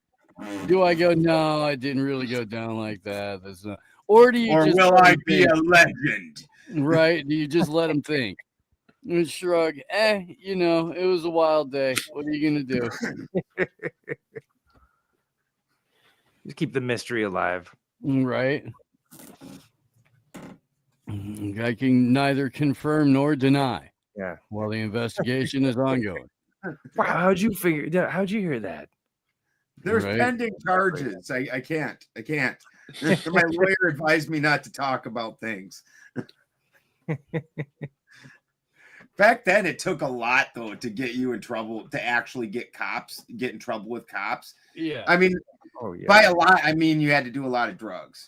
Like almost anything else where like fucking where at least Steve and Marcus and I are from, they were not about busting you. Like when they would come up to bust, there'd be a keg party somewhere, and the cops would come up like, whoop, whoop. Oh, it's the police. Everybody run, you know, and then they'd all just kind of walk through and make sure nobody was passed out anywhere, and then they'd leave. Mm-hmm. You know, that's don't make us come back here. Yeah. If we have to come back, somebody's going to jail. Yeah, they weren't about trying to really bust you like they are today. So we got away with some wild ass shit. Like, oh God, I got an uncle that the cops, he got drunk once and on a bet fucking went out riding a motorcycle in January naked. And the cops got behind him and chased him around town because it's January in fucking South Dakota, naked on a motorcycle. And they just followed him for like 20 minutes, and then they just went home laughing. They're like, he's dumb shit. Most of the time, the cops in my high school in Sandy, Oregon, they were super cool. Like even if you were messed up sitting in your car, they would like pull out your pipes and be like, Sandy? I lived in Sandy, yeah. Dude, I briefly worked at Paola's. Oh shit. Awesome. Yeah. Really? When was that? 2001. Crazy. Yeah. Where'd you live out there? Yeah, well, yeah, I lived there sort of. and then I lived up on the golf course in Welch's. Cool. And I had a buddy's house that I was at more often than not. They Mountain folk. lived up in government camp. Yeah. Spent Yeah. a lot of time up there. Smoked my first Northern Lights. Yeah, I worked at Paola's Pizza and Rasta for sure. Great place. Used to go in there like all the time. They had like all these cool toys hanging from the ceiling. It was like an old barn pizza place. Yep, big ass fucking bar with a little shitty dive bar attached to it. Go play Outrun, like an ancient Outrun game. Yeah, that was great. Yep. So yeah, dude. did you ever hear of Officer King? He was a cop in Sandy, and he was yeah, asshole, serious asshole. Mm-hmm. Like, apparently, like when he was a rookie, it was like maybe 15 or 20 years before I dealt with him, but he like went up to bust a high school party. It was like a senior graduation party, and it was like a gravel pit or just a spot up the mountain. He goes up there to kind of bust him, and they all just like all the high school kids like beat the crap out of him, stole his gun and locked him in his car in the trunk, and then took off. And I don't know if he kept his gun, whatever, but like that's pretty embarrassing for a cop, and like the guy never got over it, and so he was an asshole. No, you don't usually get over that. That will piss a person off. Yeah, he hated high school kids too, like so bad. Like all of my friends hated him. I hadn't really had any major dealings with him, but he lived right down the road from my friend. It was like down this like big hill, and they're like, he's down there. That's where he lives. Let's go egg him. And I was like, sure, that sounds like fun. Like hop in the back of the truck, and we got 24 eggs and like drove by, and it was the lights were all off. They started pelting his house with eggs. And then like all the lights started turning on, and like we took off up the road. We're all laughing. Run away. And then we came back like 2 hours later. We thought, what to like see the damage, like how well did we get him? Like by now he's not looking out the window. And so we drive by. Statistically, criminals always return to the scene. Oh my God. We could see the silhouette of a man peeking through the blinds. Like the light was on in his room. He was peeking through the blinds. Like, oh crap. He spotted my truck and somehow must have known it was me because guilt just radiating off of your testosterone ridden fucking yeah. I was at a party with like 150 people, this huge party, and like this girl, my friend, she had her brother was at home, and he was like outside of high school, older kid, like football player, like the quarterback when he was going to school there, like blonde hair, Mr. Handsome athlete guy, and she was sort of like we called them the they used to listen to The Cure. They were like the dark goth girls, but they were like rich kids kind of. And this party's raging on, and he got tired of it. More kids can't afford to be goth. That's too much makeup, too much clothes. You have to be able to shop at Hot Topic. Drinking Robitussin, getting high, all that stuff. So he comes down to the porch, and he's got a shotgun, and he goes blam, blam, blam into the air. And everybody's like, whoa. Then he goes back up into his room and locks the door. And then like 15 or 20 minutes later, the place is just surrounded in cops, and they all like go through like, diving. And guess who was the only person who got an MIP at that whole party of 150 people is me by Officer King. Freaking guy. Everybody else, they got away. You know it when you get zeroed in on too. Yeah. That's the worst part. Like if you've never been pulled over or anything like that, when they zero in on you, it's like a goddamn tractor beam. You're like, once again, you got the fart less. You got to break that off. Like, no. You got the most important person award, MIP? MIP, minor in possession. Okay. I wasn't holding anything. I was like running, like everybody's like running in different directions, and some people are leaving, some people are just like standing there. And I like ran into this room and there was no exit. I like look around and I was like, oh shit. This was more planning. Sit down on the couch in the room. Yeah, and Jim's like, where the fuck is my Born Identity map of the fucking building? So I can research my route out. I wasn't even that messed up. There was a lot of people there on a lot of yeah. It was a hell of a party. They don't even have parties like that anymore. Like the kid, like I've actually seen online where kids are talking about like that. Like that's like that never kind of shit never really happened. Like, no, you guys just like cops are about busting everything now and actually putting charges on people. You can't do shit like that no more. Oh, that sucks. Yeah. Yeah, I had friends like Rudy. Rudy, he was like a stoner kid. He was in my grade, but he got flunked like 3 times. So he was like quite a bit older. And he was Tony Coriolis! And Rudy was smoking weed since he was like 11. And so he was just like kind of not there. He was kind of a retard, if you don't mind the word. And he was like, he has on so much acid that he was like driving his. I are fine with it, but we're trying to keep Marcus pure, Jim. You said Rudy was fire retarded? Steve and I are fine with it, but we're trying to keep Marcus pure. He was. So he you was just gotta tell him to cover his ears before you say shit like that, man. He was retarded. He was like, see, Marcus. Earmuffs. I got it. Rudy was fire retardant. Yeah, that's what it was. That's right. He never burned, except for he burned weed all the time. But yeah, anyway, he was on so much acid that he was driving through town and he just like pulled off to the side of the road, right like in front of the Safeway, and just sitting in his car, like looking at stuff and like getting all excited. And the cop came and was like, "What are you doing in here?" And he's like, "Oh, yeah, well, I've been thinking about it. And I want to like take these tires off and like swap them around." And then just like said all this weird stuff. And the cop's like, "Well, okay. Well, as long as you're not drinking." And then he let him go. I was like, "Rudy, how'd you get away with that?" I mean, I guess you can't tell except for somebody's eyeballs. Yeah.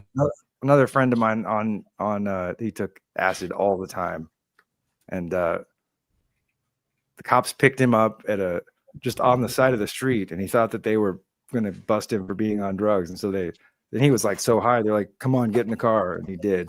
And they took him to the police station, and the whole time he thought they were going to say something. He didn't say a word, like he knew he was doing something wrong, but like was just like scared to death. And they brought him in and sat him down, and they put a video in the VCR, and they were like, "Who is this?" And there was a video of a guy shoplifting from 7-Eleven, and it was the mayor of Sandy's son was shoplifting, and he was like, "I don't know." And they're like, "Okay, you can go." And they let him go, and he was like, I was so messed up. Like the walls were moving. I could barely talk. And they were like, "Who is this? Who's this guy?" Like they knew who it was. Just so weird. Mm-hmm. Fucking with kids. So I had a video of him, but it wasn't him. No, it was a video of the mayor's son of the town. It's always rich people doing that, just casual stealing like that. I think it's so they can feel alive.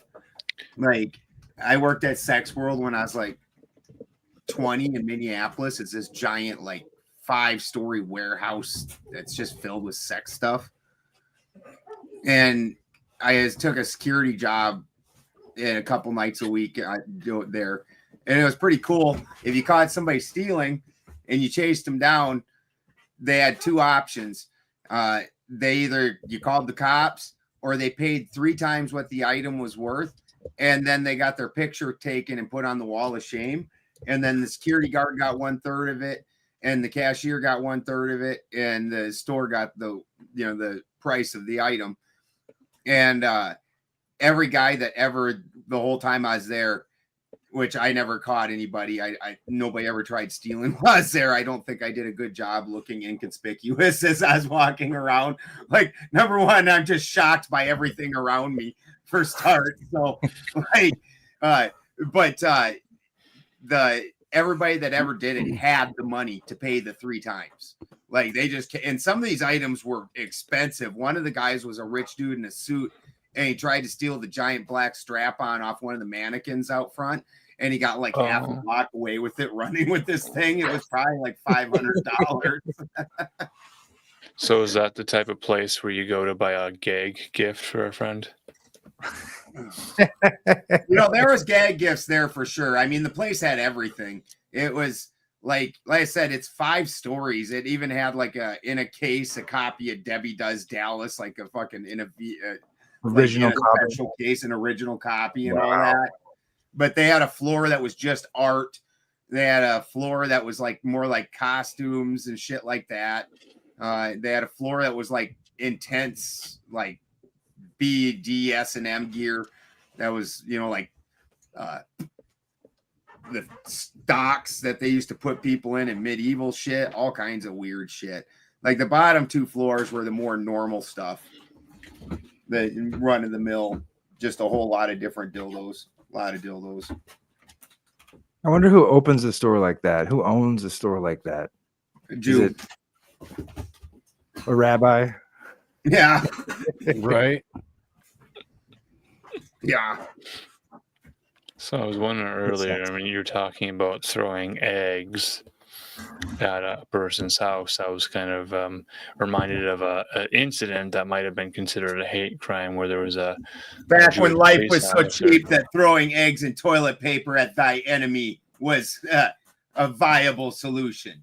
Well, leaving pork rinds on someone's lawn might be considered a hate crime today if they're not kosher and they can't have pork.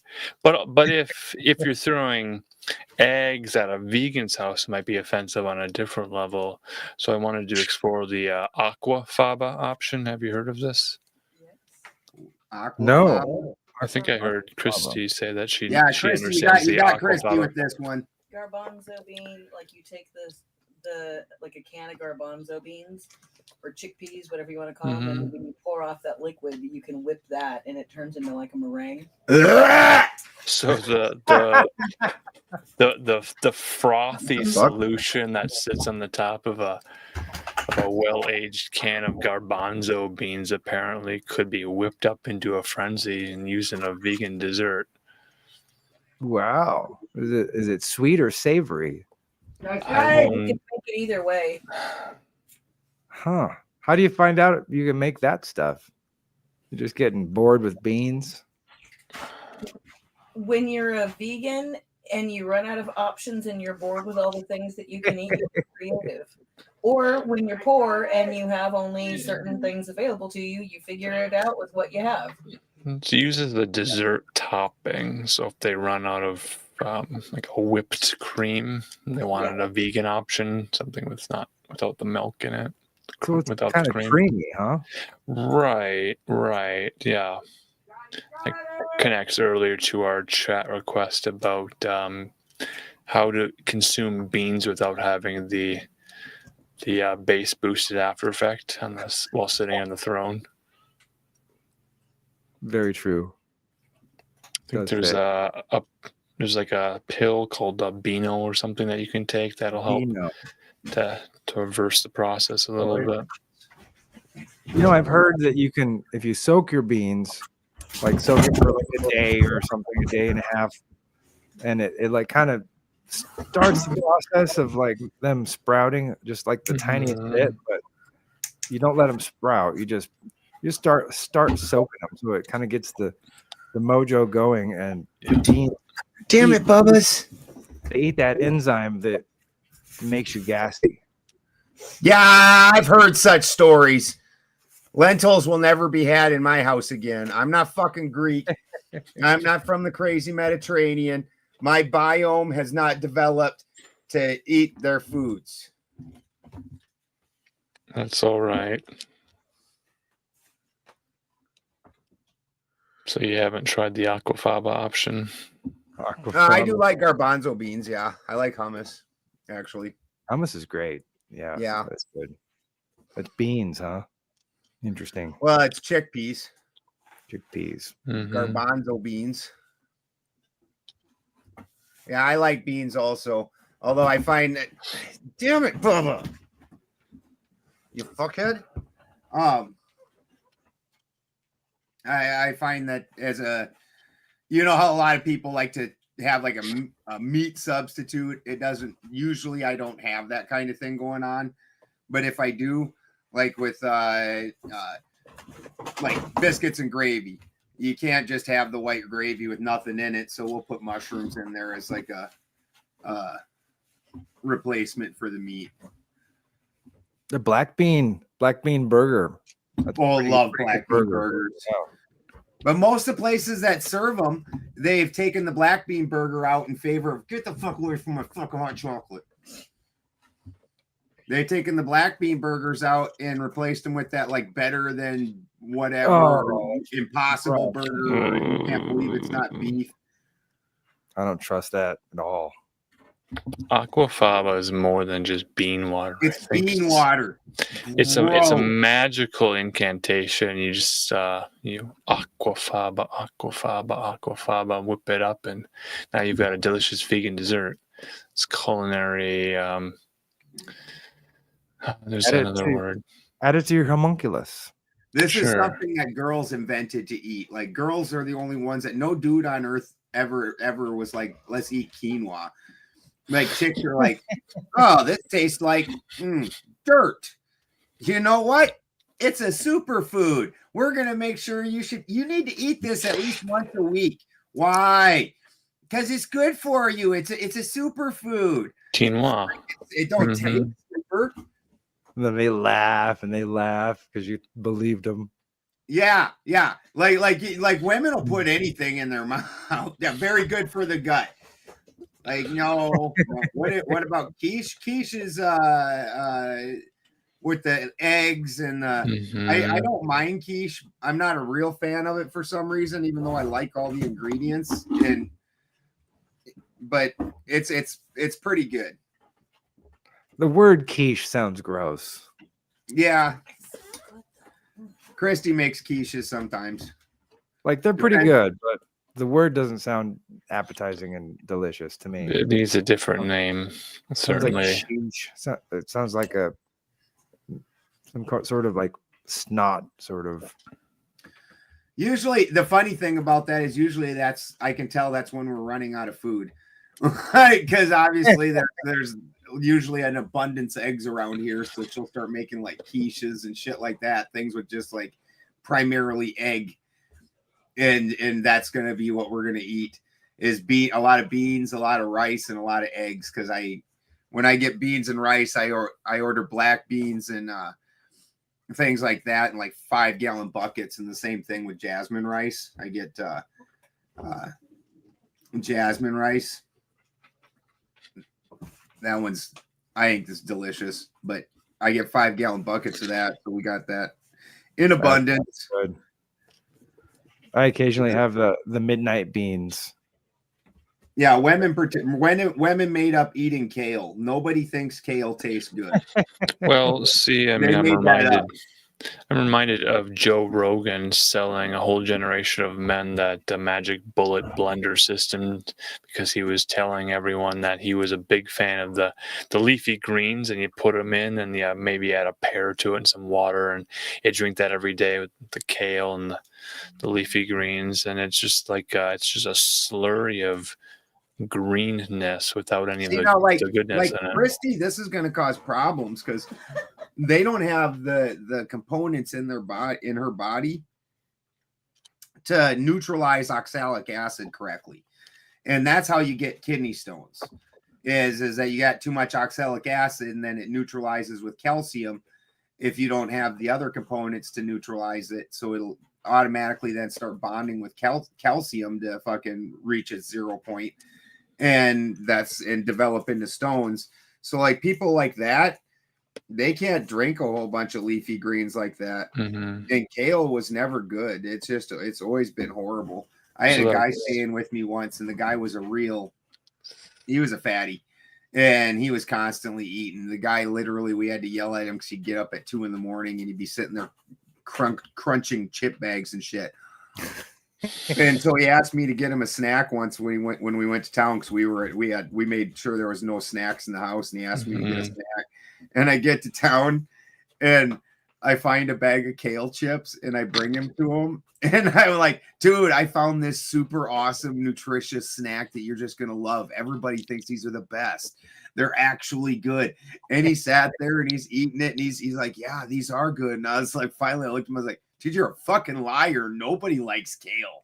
That shit is horrifying. And he just dropped the bag. Like the whole time he was just trying not to offend me by fake eating this kale. Like, oh my God. Nobody likes the taste of kale. Shit's horrifying. Yes, Kundalini King, poop is not food. Poop is not food. But Snake Jones in the house. But the best food grows out of poop. So that's true. Everything's poop. I mean, at some level.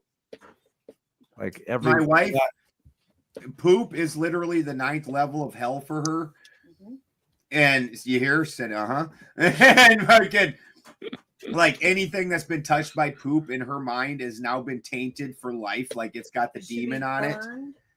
Burned, yeah, and then buried, and like burned again. Like literally, when we first started dating, everything in my house gets touched by poop. If you take it outside, the whole outside is poop. That's what happens when you have animals; they just poop everywhere.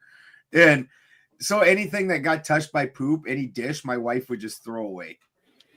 And then, at the time, she was doing massage in town, and she'd go to work. I would dig the dishes back out of the trash, wash them, put them back in the fucking cupboard. Like, you know, and I was wondering how long it was going to take her to realize that we would have run out of dishes long ago if that was not the case. But block these things out. Yeah, she just blocks them out. But despite poop being the 9th level of hell, she is the queen of that's all this farm is. Like, when I go to do my gardening, I haul in 3 different kinds of poop from all around the farm, and I go around and acceptable. Yeah, alpaca poop is the most mellow of the poops for sure. Ben, you have poop on your shoes right now. Oh, there is definitely at least 4 different kinds of poop on my shoes as we speak, and on my pants. I have only just put this sweater on, so it might only have 1. I know. Since I got rid of my goats, I haven't had poop on my shoes all the time. It's like, you know, if you're a farmer, you've got poop on your shoes. It's just the way it goes. I was a poor kid, so I didn't have chore shoes. I just had 1 pair of shoes, and they used to make me keep them outside of class. And I was like the only white kid in class, and in school I had to walk around with his just socks on. Like, no, you can't bring those in the classroom. You're working man. I guess if we want to talk about intersectionality, I'd like to bring up an interesting. That is gross, but the fact is you've got to understand that everything is that is the basis of life is poop and dead things. Like literally, the thing that's going on is it's getting transformed from what it was alive into component pieces so it can build life for other things. And that's literally the way the whole system works, just period. Is things get put together in a life form, things break it apart, and new life forms come out of those component pieces. That's why we're basically what is that, a terrarium? No, the thing with that you just seal up. You put plants in it and you seal terrarium. A fairy garden. It's in the Ouroboros with poop on one end and the fruit on the other. Like a hermetically sealed jar, and then you let things grow in it and sort of its own climate. Yeah, and it just starts its own life cycle that feeds and you can even do this just with water. They call it the archaeus of water, where you ferment water. From that, things will grow. Those things eat, and then new things will start growing that eat the last things and develop their whole civilization off the last things. And then the new things eat the last things, and so on and so forth. And that's just the life cycle of everything here. And everything, the life of everything on this place is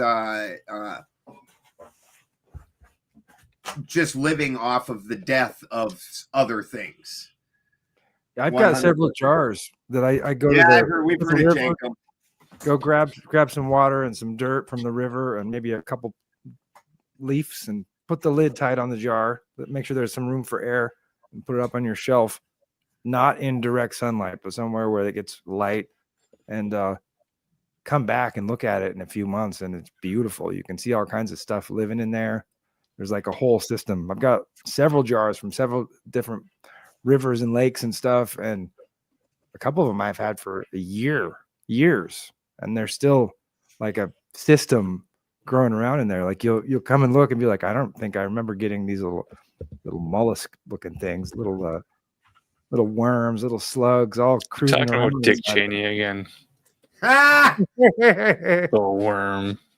Well, the whole thing is what you start understanding is like in an esoteric sense. Like this is what they're talking about when, and I understand that they like to promote it as the evil, like the seeds of the destruction are sown in the life of it, but that literally applies for everything.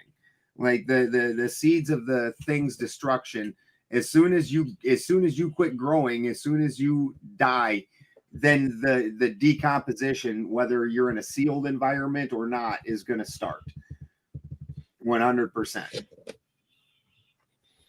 No, we aren't Jenkum experts. We're just aware of it. We're aware of most of those type of things, and that one is particularly hilarious, where people are fermenting their own poo and keeping it and then huffing it. What? Yeah, it's called Jenkum. They keep they write down what they eat and everything on the jar, and they'll go in there, and supposedly the different things that you eat give you different effects.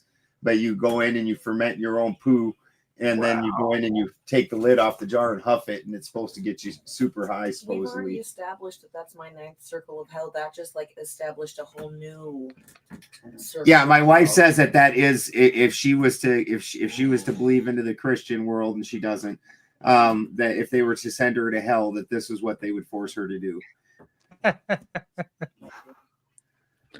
Jenkum hasn't been in chat for a while. Maybe Jenkum will show up later and say hello. Yeah. Yeah, this is not at this point in time, I would like to recommend weed. Just some weed. It'll be okay. If you need something that strong, go with dabs. Legal in most states.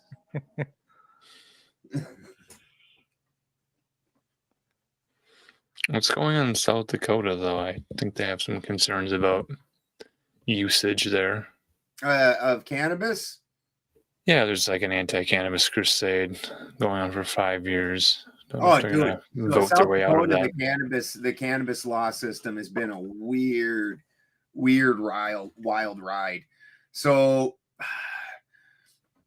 probably 15 years ago now, it's been quite a while. Actually, South Dakota was the first state that had that almost legalized cannabis, and it failed. And it was during the election where they had that real thing where they were saying all the machines were infected, and they were making them vote 49, or they were making it come out 49-51 for whatever proposition they wanted and shit, and that all these machines were hacked.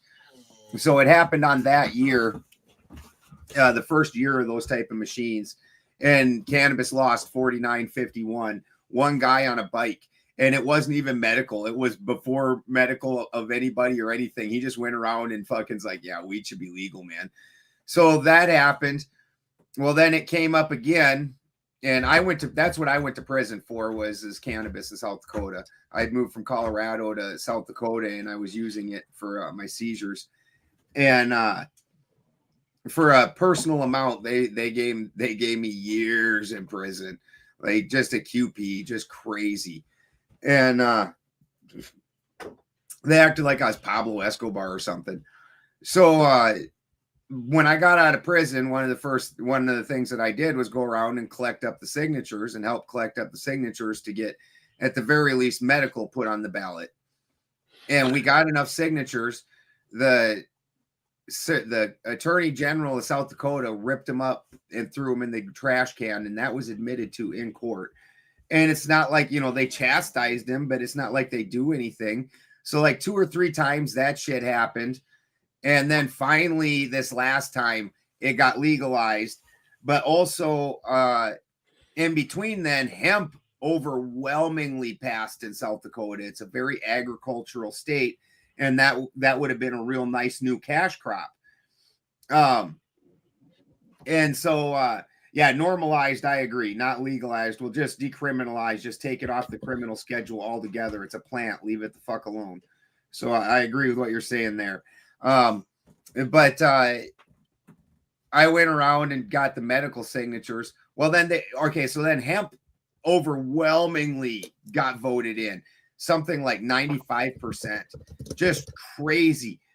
Kristi Noem vetoed it and then she said it was because her officers weren't trained to tell the difference between hemp and cannabis, and it left too much room open for cannabis, and then cannabis legalized as soon as she left.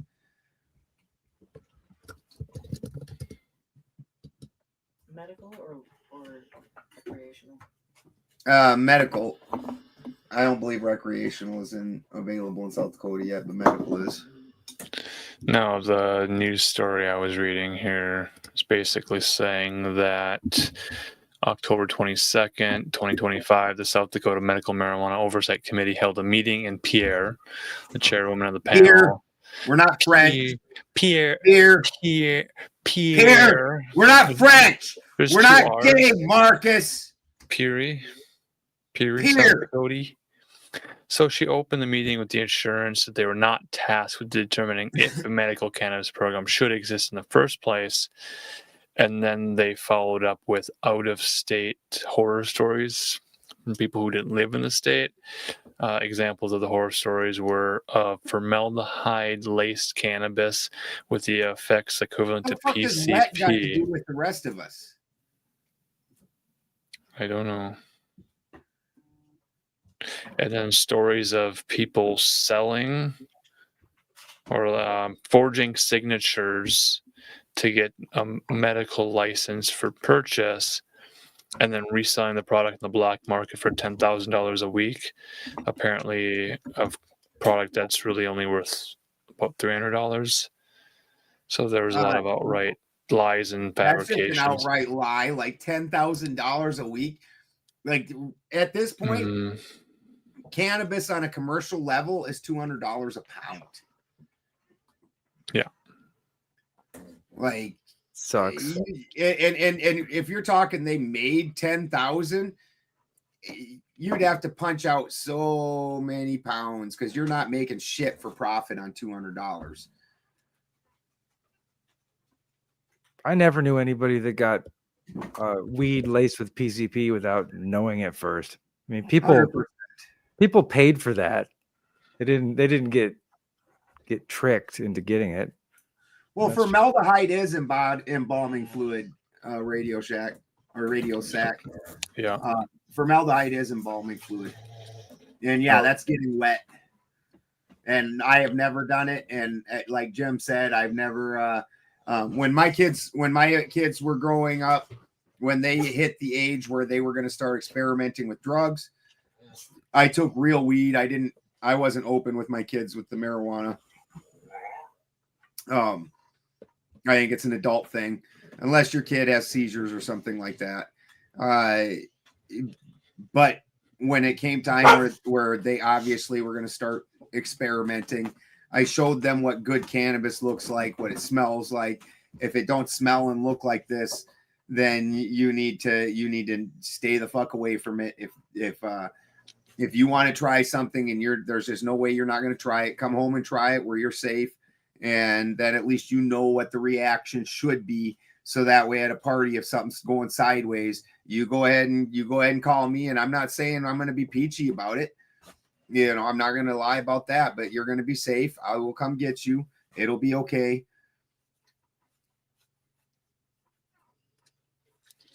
Don't want to be purchasing pencil shavings and oregano. Yeah. No. That's a good way to pair or it. smoking it, lighting it up. Well, I think it's a realistic way, you know? Yeah. Yeah, it's kind of right down the middle there. Education.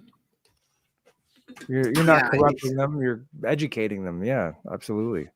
You know, the same way I felt about them having sex. I didn't tell them anything about it, but I stifled it as best I could with the understanding that there is going to be no stopping it. If I try to clamp down, it's probably going to make it worse.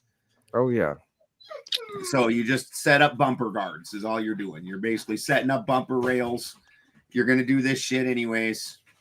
Let's try and keep you alive, keep you safe, and let you make your dumb choices. To imagine that they aren't going to make the dumb choices is just absolutely foolish. And yeah, Crow is putting out a lot of good material. He's just that's a good show. Yeah, absolutely. Rose 777. Rose, the manager. Crow was in the chat earlier. But yeah, same old shit, different decade. Exactly. To imagine your kids aren't gonna go out as we're telling stories of doing stupid ass things and having fun and partying, and to imagine your kids aren't gonna do stupid things is just asinine. Like, what, did you forget what you were like? What you think you tell them stories about you at 17, all hormoned out and nowhere to go and put that energy, and you think that your kids aren't going to have the same, make some bad choices and do some things? That's just foolish, in my opinion. I was reading reports allegedly of certain high businessmen who became politicians, and they were talking about heroin use. I don't know. Like if that's something you're familiar with. Corporate heroin use? Oh, yeah, it might be. That seems very odd. I mean, isn't that normal? Like heroin, it tends to take away your drive. Yeah, and it's one of those things where people get addicted to it, but then they can't get it very easily. So it becomes their whole life is like in searching for it. Yeah, you can't just like pick some up easy and then go live your life. You'd have to like call around till somebody's got it and then go over. I mean, I think there's enough other things now that mimic it, you know, like Xanax or oxys and things like that. Enough opioid derivatives that, you know, that they can probably at least, it's probably not as bad as it was 30 years, the same as it was 30 years ago, whether you had heroin or you didn't have nothing. You know, it's not like cocaine where you could possibly get some speed or possibly get some other things to, like, heroin was kind of its own thing back then. Now they've flooded the market with pharmaceuticals mimicking it like mad.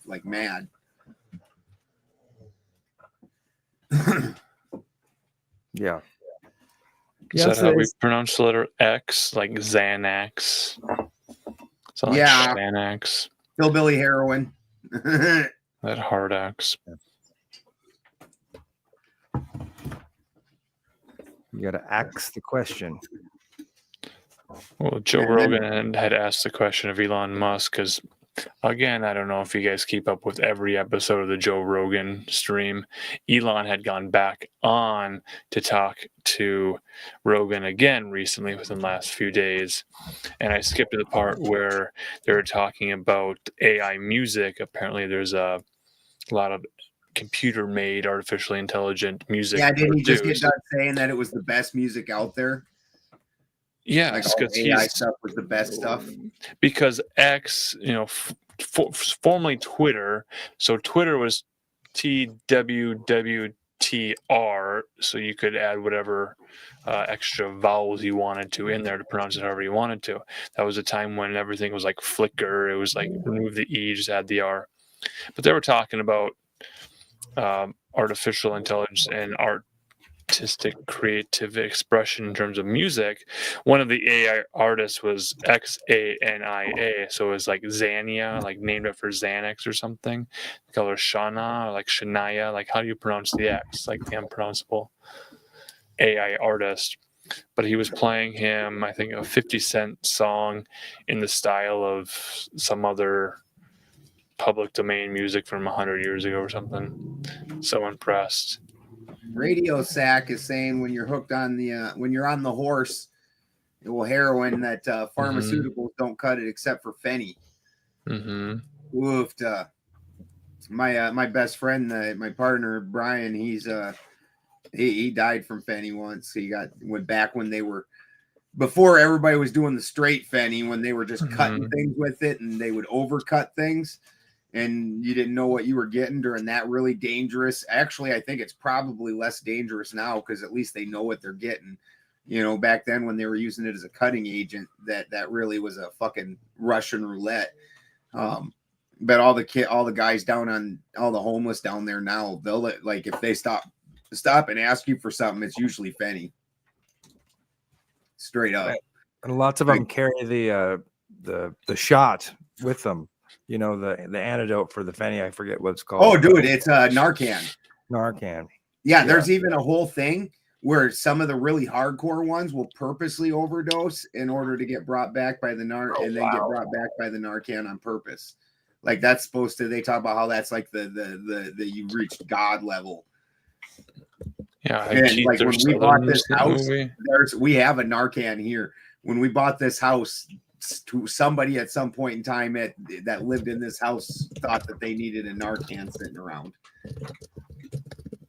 The worst thing about that drug, fentanyl, is just that people are, and they're like passing out, standing around, walking around, but they don't lay down. They're like they look like zombies, and it's specific to fentanyl, but it's just like terrifying when you see like bunch of people standing around like that. It's like, ugh. Dude, when they're not quite to that level, they'll walk around and air punch. We got one that just walks out into traffic and starts attacking your cars. Sometimes he has weapons, sometimes he don't. They'll like just stop and start yelling at things on the sidewalk or out into the air. Like, holy fuck. Sounds like he's mixing meth, fentanyl, and schizophrenia. We got some of those. It's most of the homeless around here are some shade of that. Oh, yeah. I said, you weren't in here yet, and I was telling the story about Brian went to the head shop, and the guy in front of him was having an argument with an unseen entity about whether he should eat this unknown black thing off of the ground. And he didn't know what it was. Nobody knew what it was. And he's arguing with the thing, and the unseen person was the one arguing against it. Like that's the one that was making logical sense. Like, no, don't eat things off the ground that you don't know what they are, dude. So like Jiminy Cricket. Wow. Yeah. The other thing was his butt. Eventually the guy wins and just picks it up and eats it.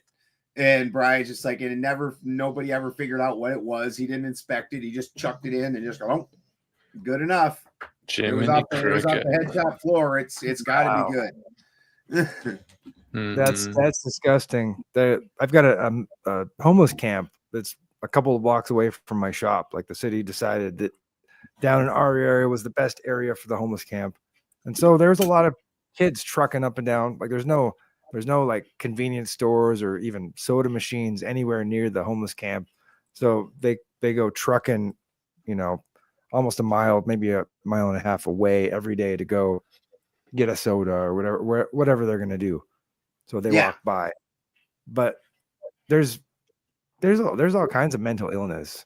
Like there's this one guy, Stick Ninja is what we were calling him, kind of, because he always had a big stick, swing it around, take his shirt off and swing it around.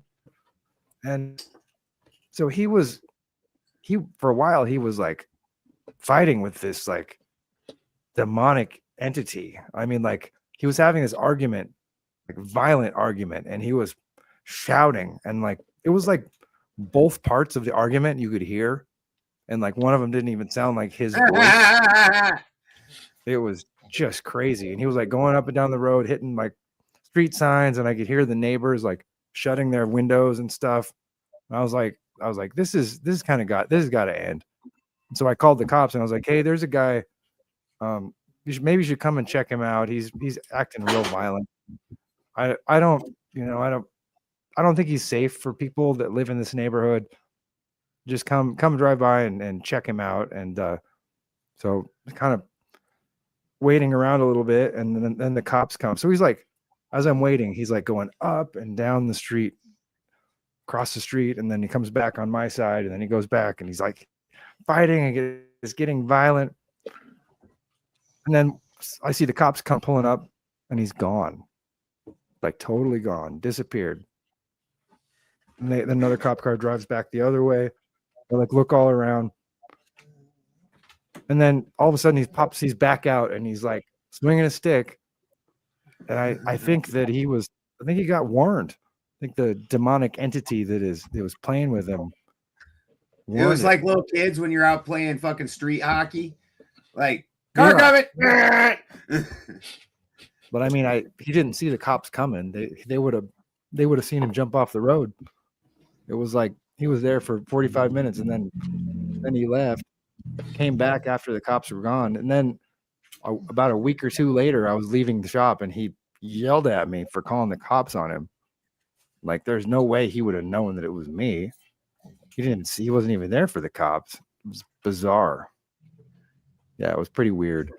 I was after listening to a lot of Jerry Marzinski, it seemed like that was what was going on. He was communicating with some sort of entity there that was fighting with him, sucking off his energy, taking advantage of it. Poor Jerry. We do like Jerry. We scare Jerry, but we like him. Yeah, if they commit no crime, they can't take them in. And they really, in California here, they really press that, where they've got to really kind of commit a pretty heavy crime before they fuck with them. They pretty much just leave them to do, like, if you go shopping in Eureka, they'll walk into stores and just outright steal things. They don't even try and hide it. They just walk in and grab shit and walk out. It's like Laura Loomer walking into a Pentagon press briefing. Oh, she got a pass, though, so she's allowed. That's the world we live in. What'd Laura Loomer do? She's got a press pass to enter the Pentagon briefings. So they're opening up. Fighting with a demonic entity. It's so weird how many internet famous people are in the White House doing things at this point. Oh my gosh, yeah. What's up, Polly? It is strange, but it makes sense, and I think it all started with Twitter and making Dick Cheney jokes. I mean, there were some clever headlines. I mean, everyone was getting in on the jokes. There was ABC News was doing a report on Dick Cheney versus Colin Powell, and one of the guys had the audacity to describe his "In My Time" book, and the caption reads, "In his new book, Dick Cheney unloads on ... It's like all the sort of puns and jokes that Dick Cheney enabled. It was sort of just funny. It was like a dick punching bag, and they could just keep punching at him up or down and all around. Well, it's such a weird thing, too, because most people would have considered the Reagan presidency basically that Reagan was a puppet for Bush. Mm-hmm. And that the only reason that Nixon, because you can find the pictures where Nixon basically dubs Reagan, knights him.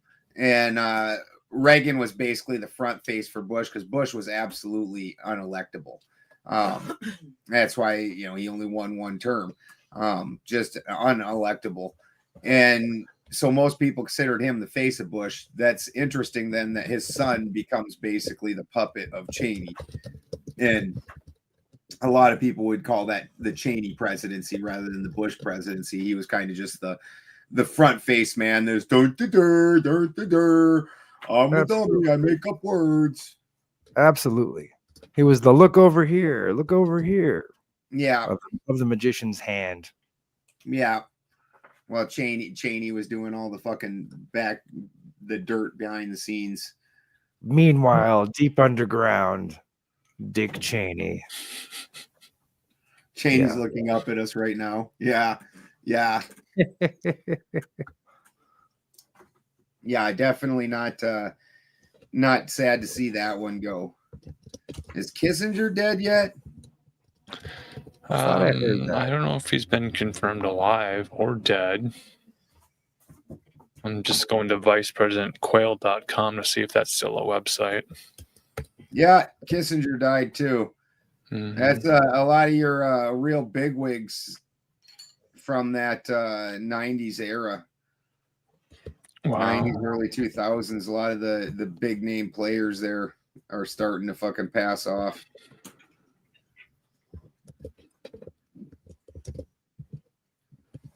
Yeah, things are changing. So you know what that means? 40 years from now, we get the FOIA releases from all these guys is bullshit. Mm-hmm. Yeah. Perhaps. Yeah, Soros is definitely getting up there too. He's gonna kick off anytime soon. Again, I just saw Nancy Pelosi saying that that was excellent with Beth on with Tomato earlier. Two very lovely ladies having a fantastic discussion. It's good stuff. Nancy Pelosi decided not to rerun in this next term. They're not. She's not gonna go out like Feinstein, where they got to wheel her up, and she's like, and everybody's got to vote for her. And I got to imagine McConnell's probably about done too. Like that guy's got to have somebody on each side of him just so we can walk at this point. Mm-hmm. It's just crazy. Like, and people don't bat an eye about it. Well, it's interesting because it almost mimics what's happening in entertainment also. Like the big name icons who aren't being replaced, they're dying off now. And you know, you got like Ozzy Osbourne and guys of that level, which have like worldwide renown. Bruce Willis. It's interesting because then you look, and just like with Hollywood, they haven't had any new ideas, new good things. They're like everything is just a rerun.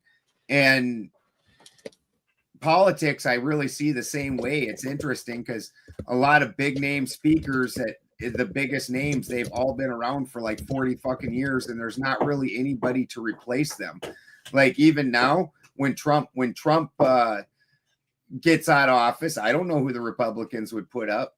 I suppose fucking probably Santos or whatever his name is from Florida there.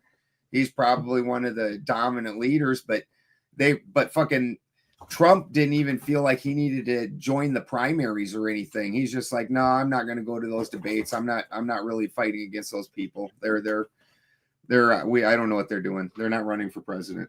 Like, and the Democrats, they don't, I suppose Newsom's probably their strongest, but they don't have any standout.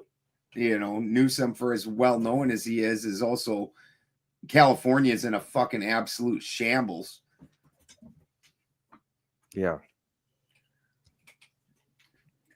It's funny, politics used to dip into like movie stars and famous people a little bit when they needed some fame to perk everybody up to vote. Yeah. But now it's not. It's like podcasters are the fame people, and that they actually know a little bit about politics. Like movie stars, a lot of times don't know shit about shit. No, they live in a pampered, privileged world that they don't have to actually encounter the outside world where. But the thing is we're being taken over. Like the podcast world's getting taken over in a quick hurry. Like it was an extremely smooth transition for guys like Tucker Carlson to go from being number one on the TV to, you know, one of the top podcasts, you know, shows like that. And in those, they're saying like all the things that we talk about. And they're like, like what's his nuts? Pierce Morgan. It's uncensored. And now we don't have to do the TV censoring and acting like they're like grassroots and shit. And you guys were the ones that were fed to us from the fucking industry in the first place. But their shows, and because of the way the algorithms work, they shove everybody to their shows. And then with the following they already have, it just vacuums everything else in. And then the rest of us just got smaller.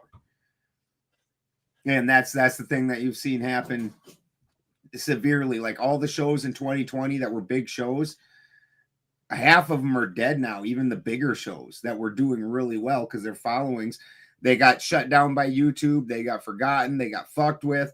And then you got shows like Tucker Carlson, who ain't never gonna fucking get blackballed. Yeah, it's like they shadow banned too well. Yeah, a lot of stuff. Well, they remembered out of sight, out of mind. You don't need to go crazy with it. You just got to get them out of sight for a minute. That's true. a lot of stuff that has disappeared for a long time that I, was fed for a long time. It started showing back up, but I feel like maybe was, I don't know if it was shadow banned, but maybe pretended to be shadow banned. Like Richie from Boston. You ever see Richie from Boston? Yeah, I've heard of him. Around 2020 time. Yeah, total agenty McAgent acting dude.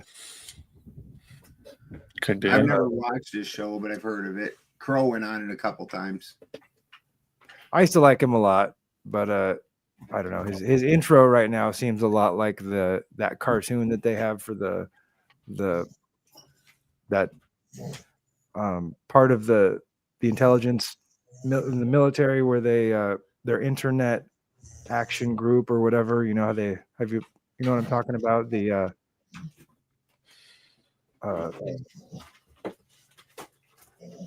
PSYOP group or the internet I forget what it's called. I don't know if that makes any sense. I'll have to find it. Is it classified, or you're able to disclose this information? There's like a group, it's an intelligence group of either the Army or the Navy, and it's internet based. So they have a bunch of people that are watching the internet, infiltrating the internet, making content. Be right back. I'm gonna trade my dogs. And they have this like promotional cartoon that they made for their for their department, and it's like got spooky skeletons kind of old animated cartoon in the front of it. Oh, like a PSYOP or something? Yeah, it's like a PSYOP sort of. I forget what it's called. I'd have to look it up and play it for you. I remember running across it at some point, but I don't have it on the tip of my tongue. I'm Richie thinking of.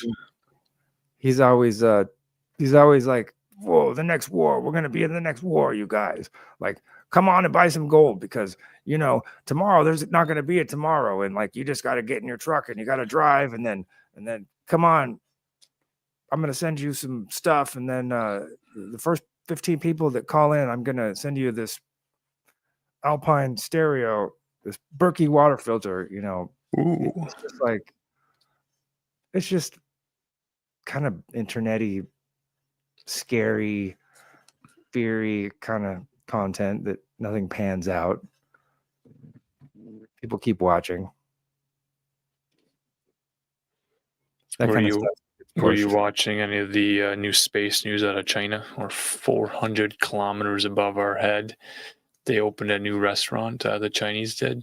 Oh my goodness! No, they have the technology to fry steak, beef, grilled chicken, and beef in the space station. So it's not the International Space Station; it's the Chinese space station, 400 kilometers above our Earth. So they figure out how to ventilate so that they could cook meat. Is it a weightless space station? Like, can you pay to get up there? Maybe that's kind of what they're working on. Interesting. But it's gonna be like the new Disneyland. Well, this is the Chinese technologies that are Space Disney. developing. That shit's gonna be like on Fifth Element. That's like the Oh yeah. we have the fun getaway planet. Floxton Paradise. Floston Yeah. Paradise. Yeah. Well, they were kind of dabbing on the International Space Station because they're all eating the freeze-dried foods, and now the Chinese are like, I would also dab on the International Space Station. well, they're eating garbage foods like from tubes. Yeah, that would require extra dabs. Well, what it is, it's the protein. So, from what I've seen, again, this is just what I've seen in videos and what they've told me in the lore of the stories of being in space because of gravity with the muscles. Well, you need protein, and then you need to continue to work out because the resistance levels. Work out. Yeah. So you got to have the protein. You got to continue to work out. So when you return to Earth, you're not just like a worm crawling out of the.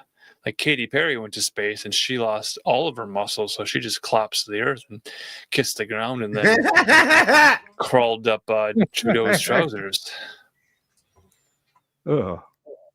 Is she the one that's dating Trudeau? Yeah. Yeah, she crawled up his trousers and Gross. Mm-hmm.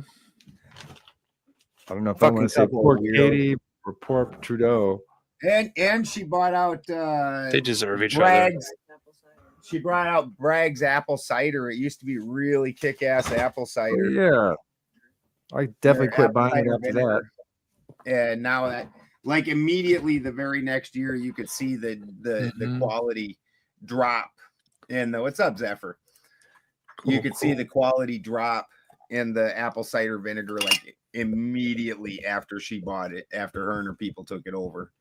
Because it was actually medicinal and healthful food that you could buy at the grocery store. With this was the impetus to me starting to make my own apple cider, like, and vinegarizing it. I was like, nope, can't buy that one no more. That one's garbage. You pretty much have to, or create a network of people that make a little bit. Each person makes their own thing and then trade. I mean, there's no clean food at the grocery store. Barely any. The shit part about where I live is that bears really like it when you're making apple cider. You get harassed by bears bad.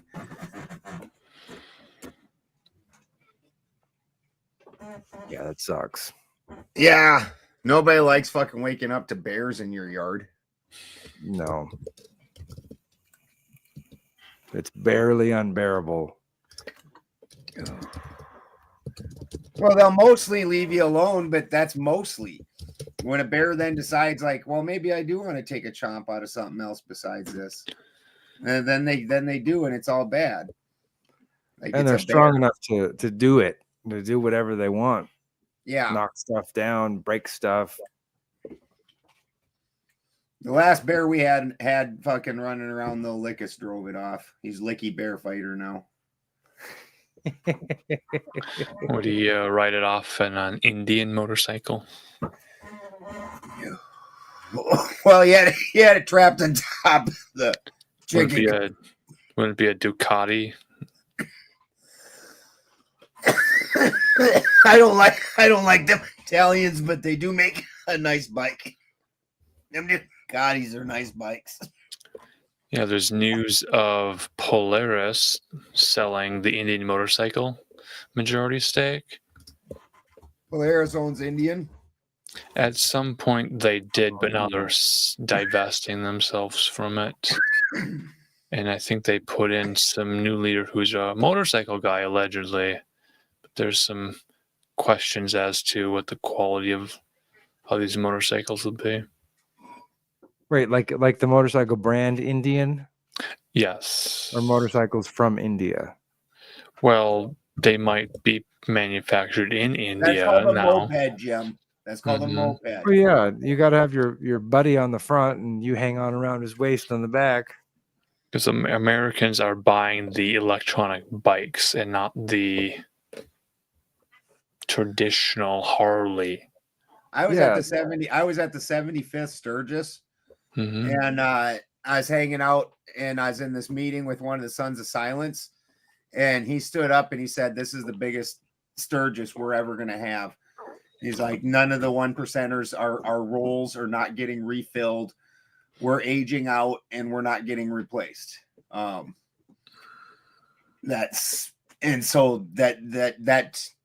rebel wind in your hair, not that I got any fucking hair, but that rebel spirit that has seemed to have left the United States. Like, I like my scooter. My scooter, it charges up. It's environmentally friendly. I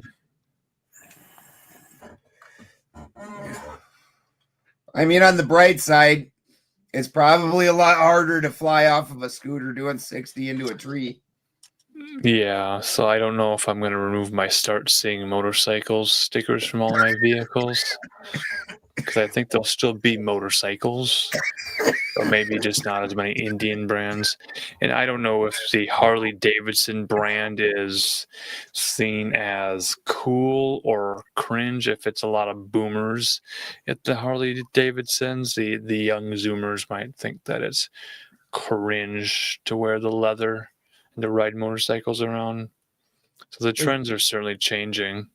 It's cringe to spend $150 for a light bulb because it has a stamp on it that says Harley Davidson or HD. Yeah, Harley really sold their brand out. So and it's not like their bikes were awesome. They're fun. They're fun bikes, but I mean, a lot of them I wouldn't want to go on a long ride on. No, they're not comfortably made. Yeah.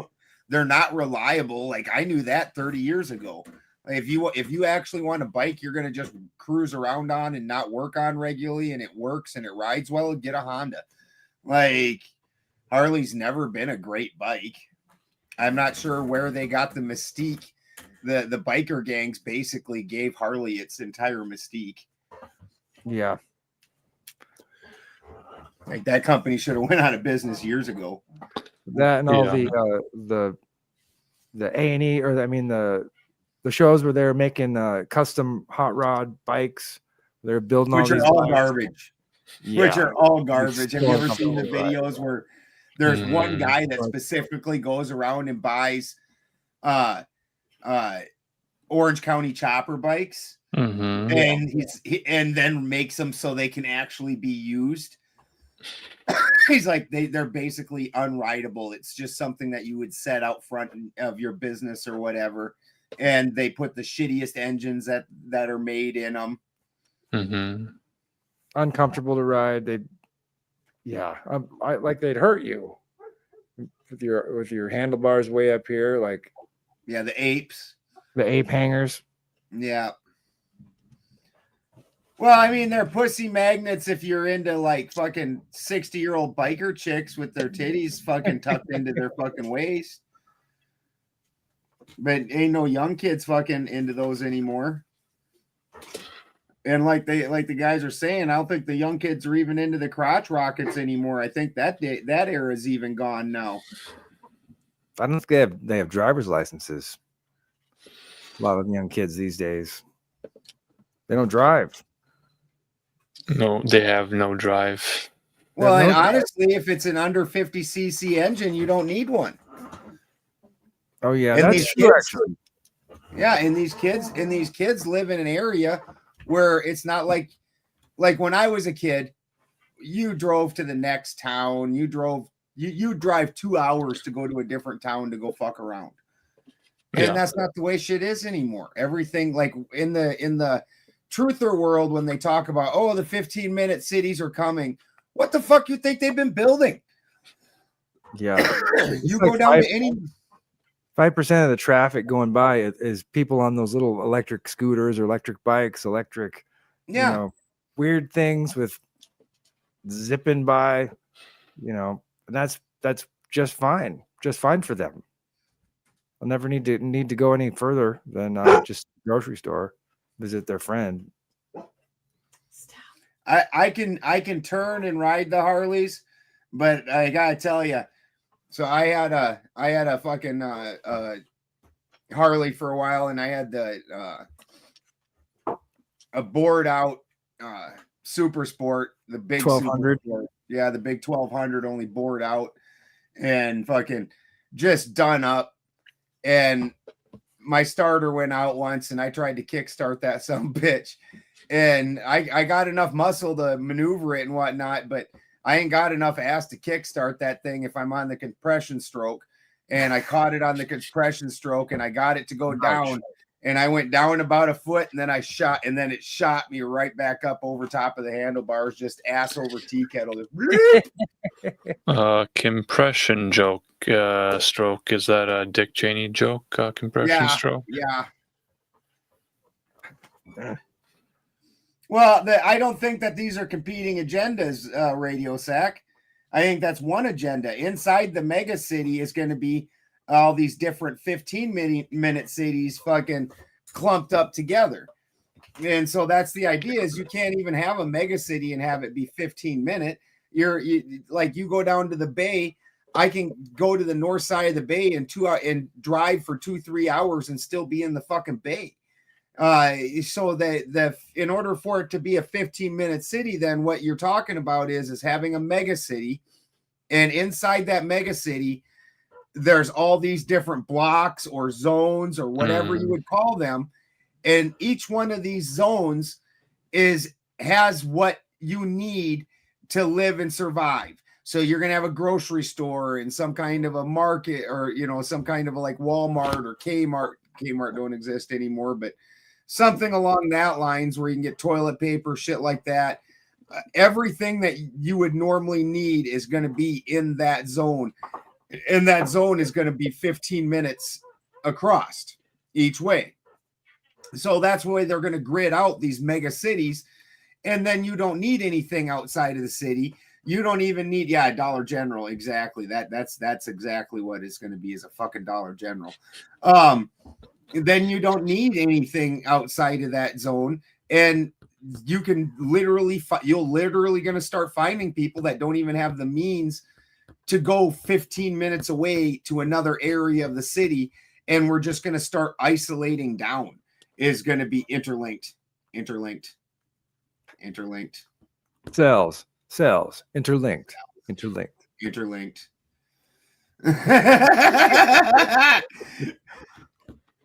If you don't watch enough dystopian sci-fi, then you aren't going to get it, and we're not explaining it. I was reminded of the Flatliners movie from 1990 with Kevin Bacon. When you guys were talking about the Narcan, the users of Narcan who want to die and be revived, and that's like a Flatliners thing. Just kind of have that consciousness expansion experience in kind of a interesting way. But I think some people do it. Do you get assigned a new zodiac sign after you get Narcan back? Well, that's a great question. I think that would be a good debate prompt to have.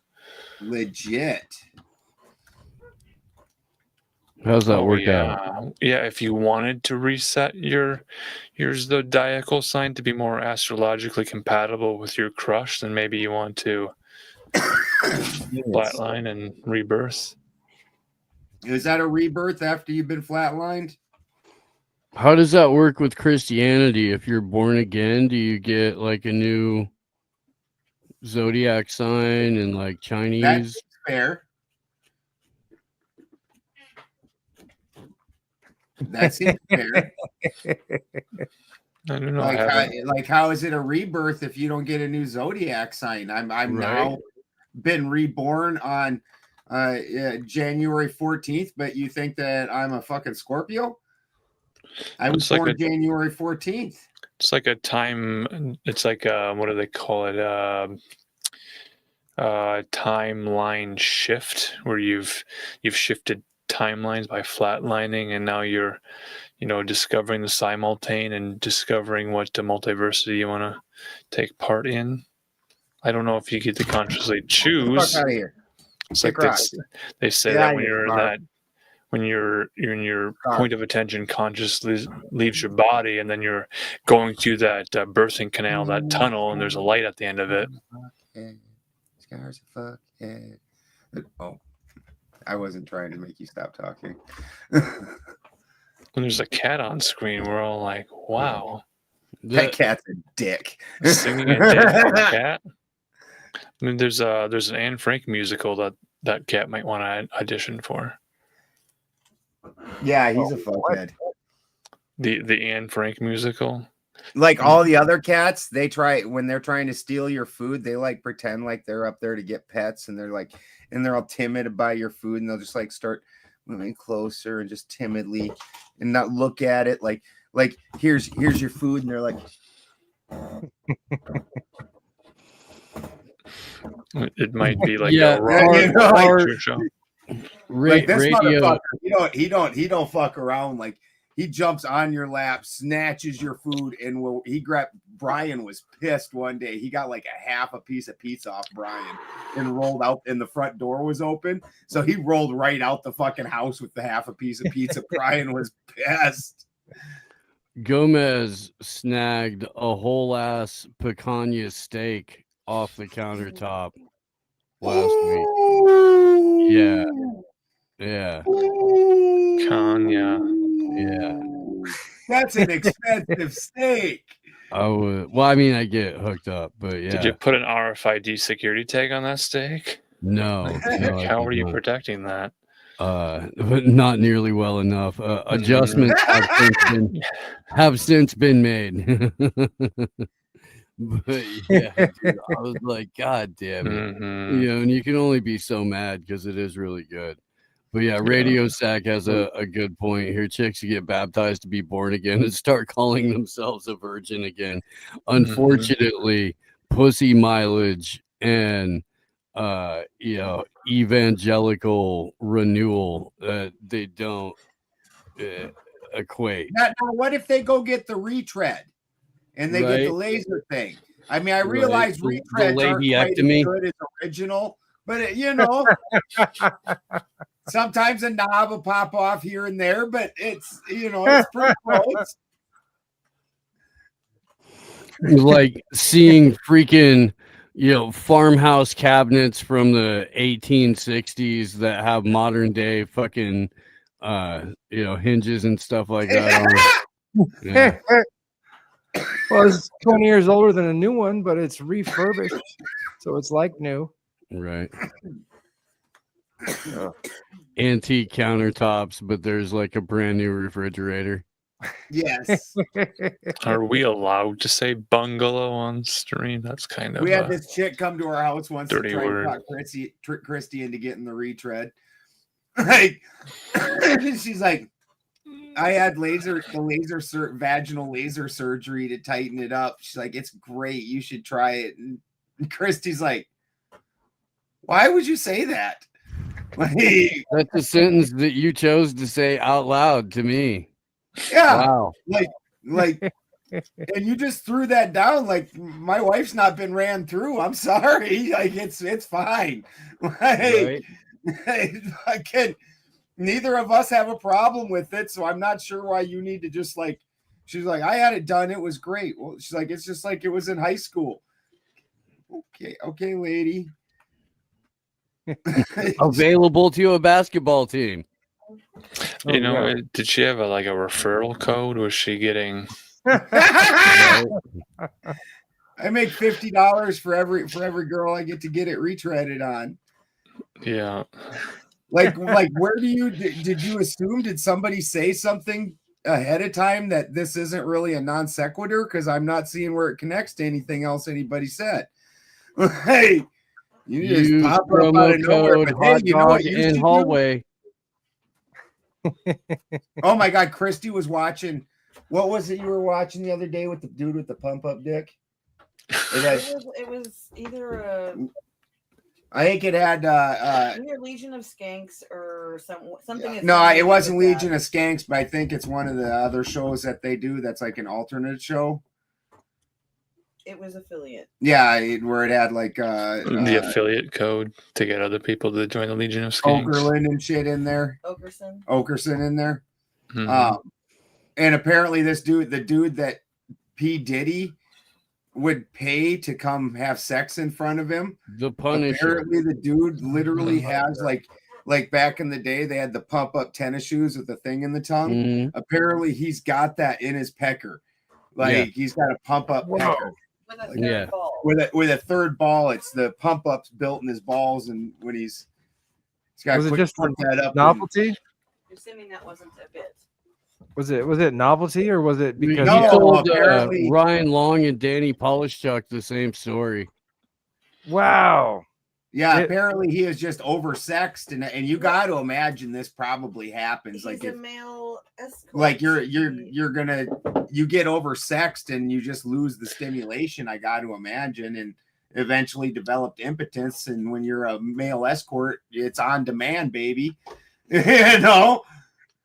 Yeah, he said a lot of wild things, but I was kind of believing him. I don't know what it was. Maybe it was the passion behind it, but like I was like, man, well, the maybe fact that he's not saying he's out banging hot chicks, that he's getting paid like by weird dudes to do weird shit, that makes it more believable, I think. Mm-hmm. Like that's not really something that you're saying as a brag.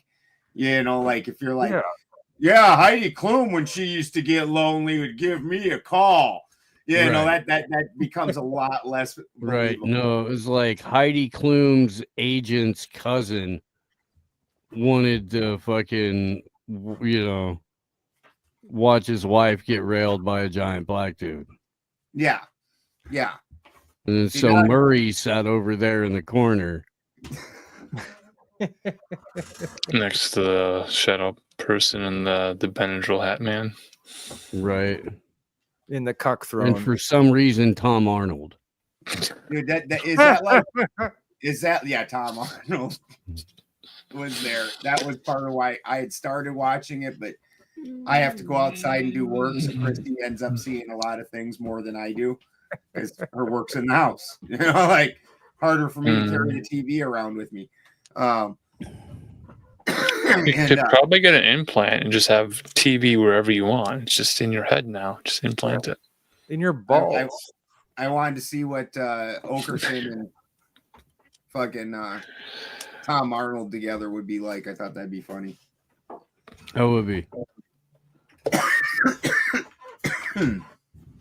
Dude, it was on Kill Tony last week. It was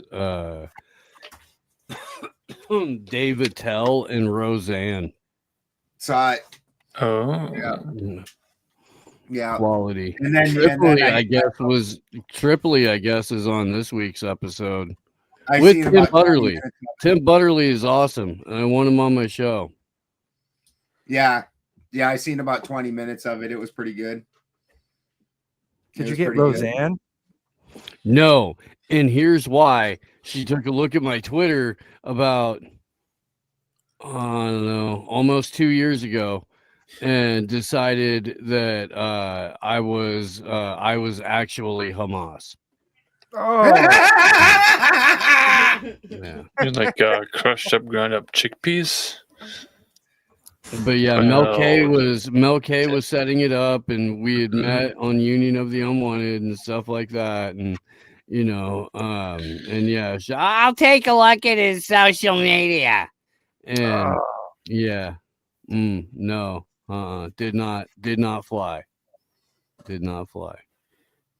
Real uppity for a lady that doesn't know how to sing the national anthem well. It was artistic. It was a good interpretation. It was one of the first things I thought of when I saw her on there, and then she's on there with Kill Tony, who just had that whole thing where he called Puerto Rico a fucking floating dump, which I mean, Oh, that was a while back now, man. We live in internet speed. Mm-hmm. Well, I'm over the hill, Steve. I'm pumping the brakes. I don't want to hit the bottom quick. They gave him the Tom Brady roast after the Puerto Rico thing. And the Tom Brady roast was widely watched, and they all went a little savage in that.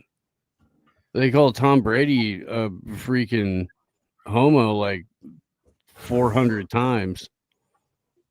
Well, I mean, to his face. Made a bunch of your model ex-wife is, a whore. Giselle. The Bunchen? Bunchen. Sure. Boon.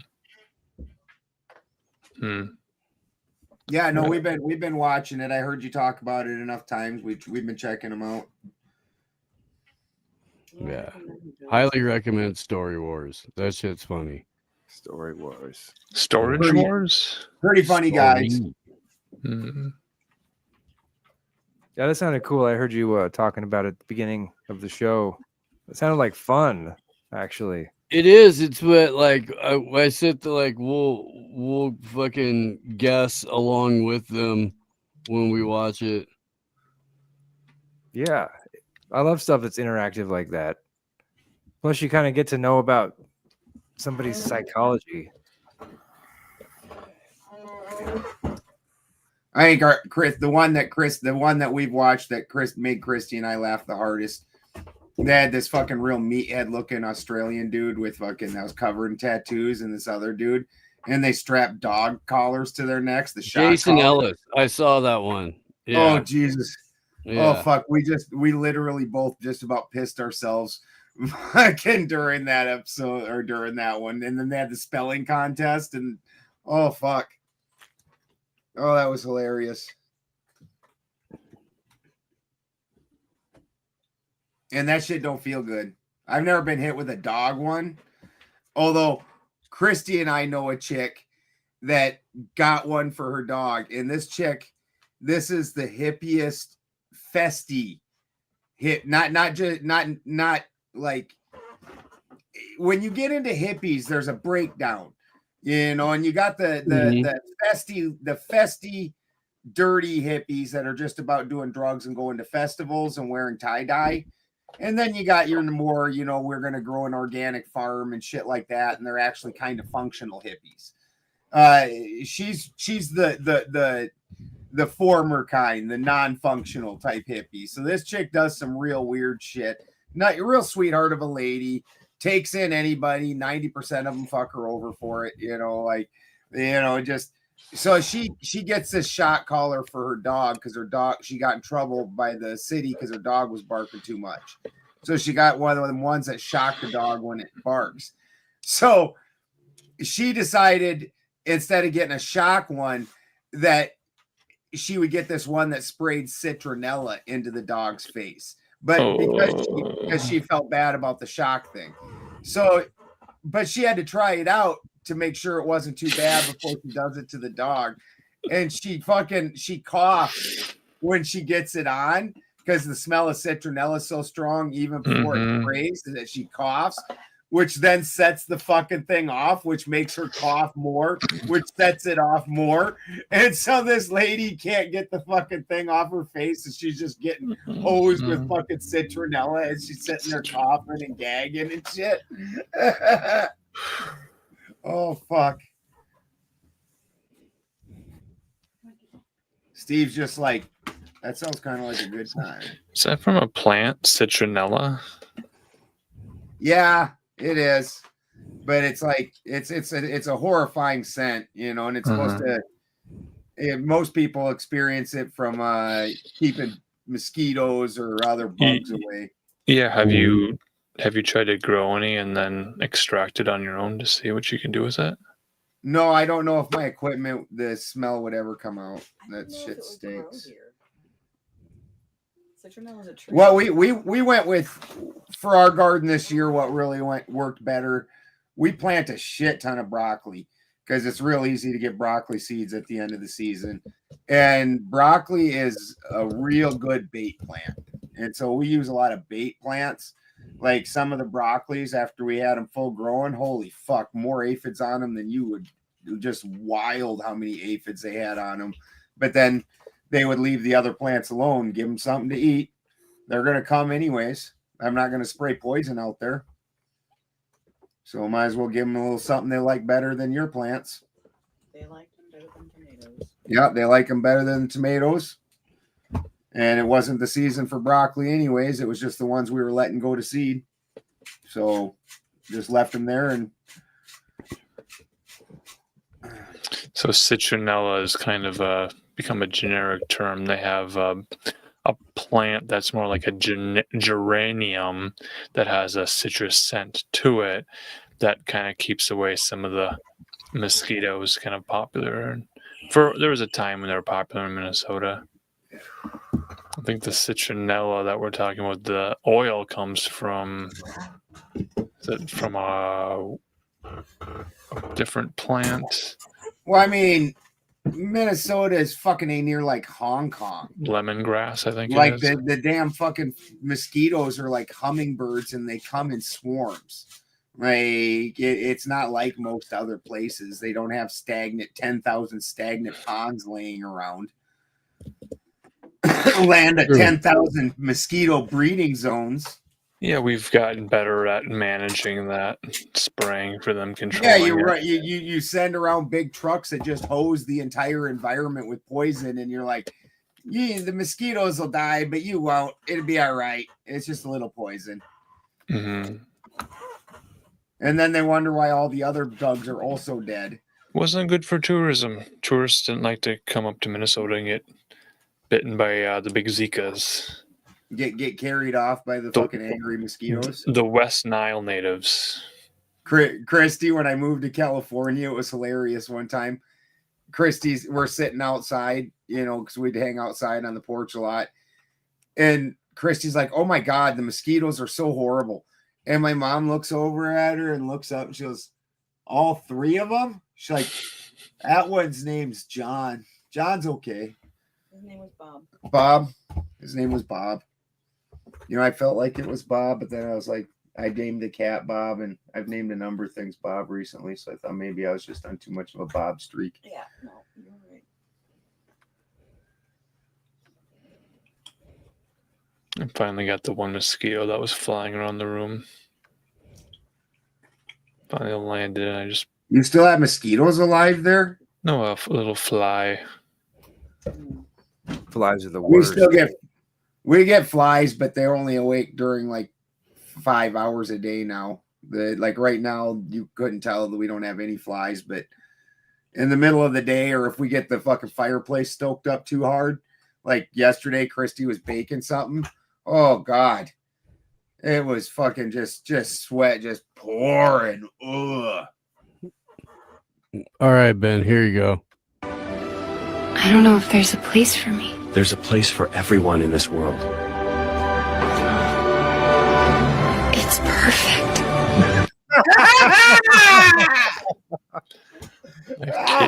Kitchen with a K. That's great. Oh, that's right. Oh shit. It's where the aquafaba is made. That is where the aquafaba is made. That was good shit. Which my wife's over here laughing. She don't care. She openly admits this. Oh, she don't want to go outside and deal with the shit. Right. Like, Not a fan. 0 times has she ever looked at me and said, you know what, Ben? I would rather go out and clean the barn than do these here dishes. Like, no times. Like,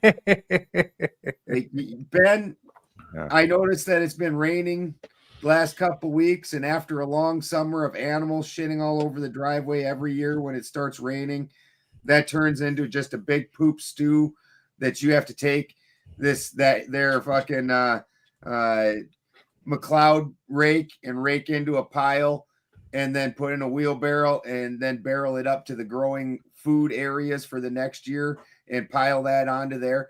0 times has she said, I would rather do that than cook you dinner. 0. Yeah, that makes sense. My wife one time asked me for some help around the house. I was like, what do you mean?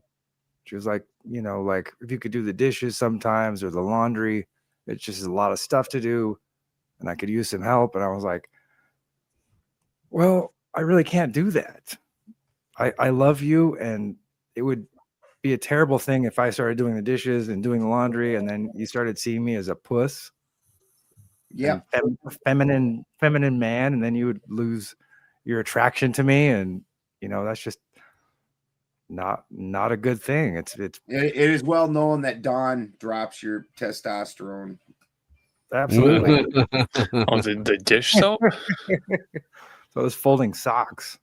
Oh, yeah. Speaking of drop testosterone, before I get out of here, because I got to bounce, because I got to wake up soon. Here's part 2 of Tim Dillon as Megan McCain.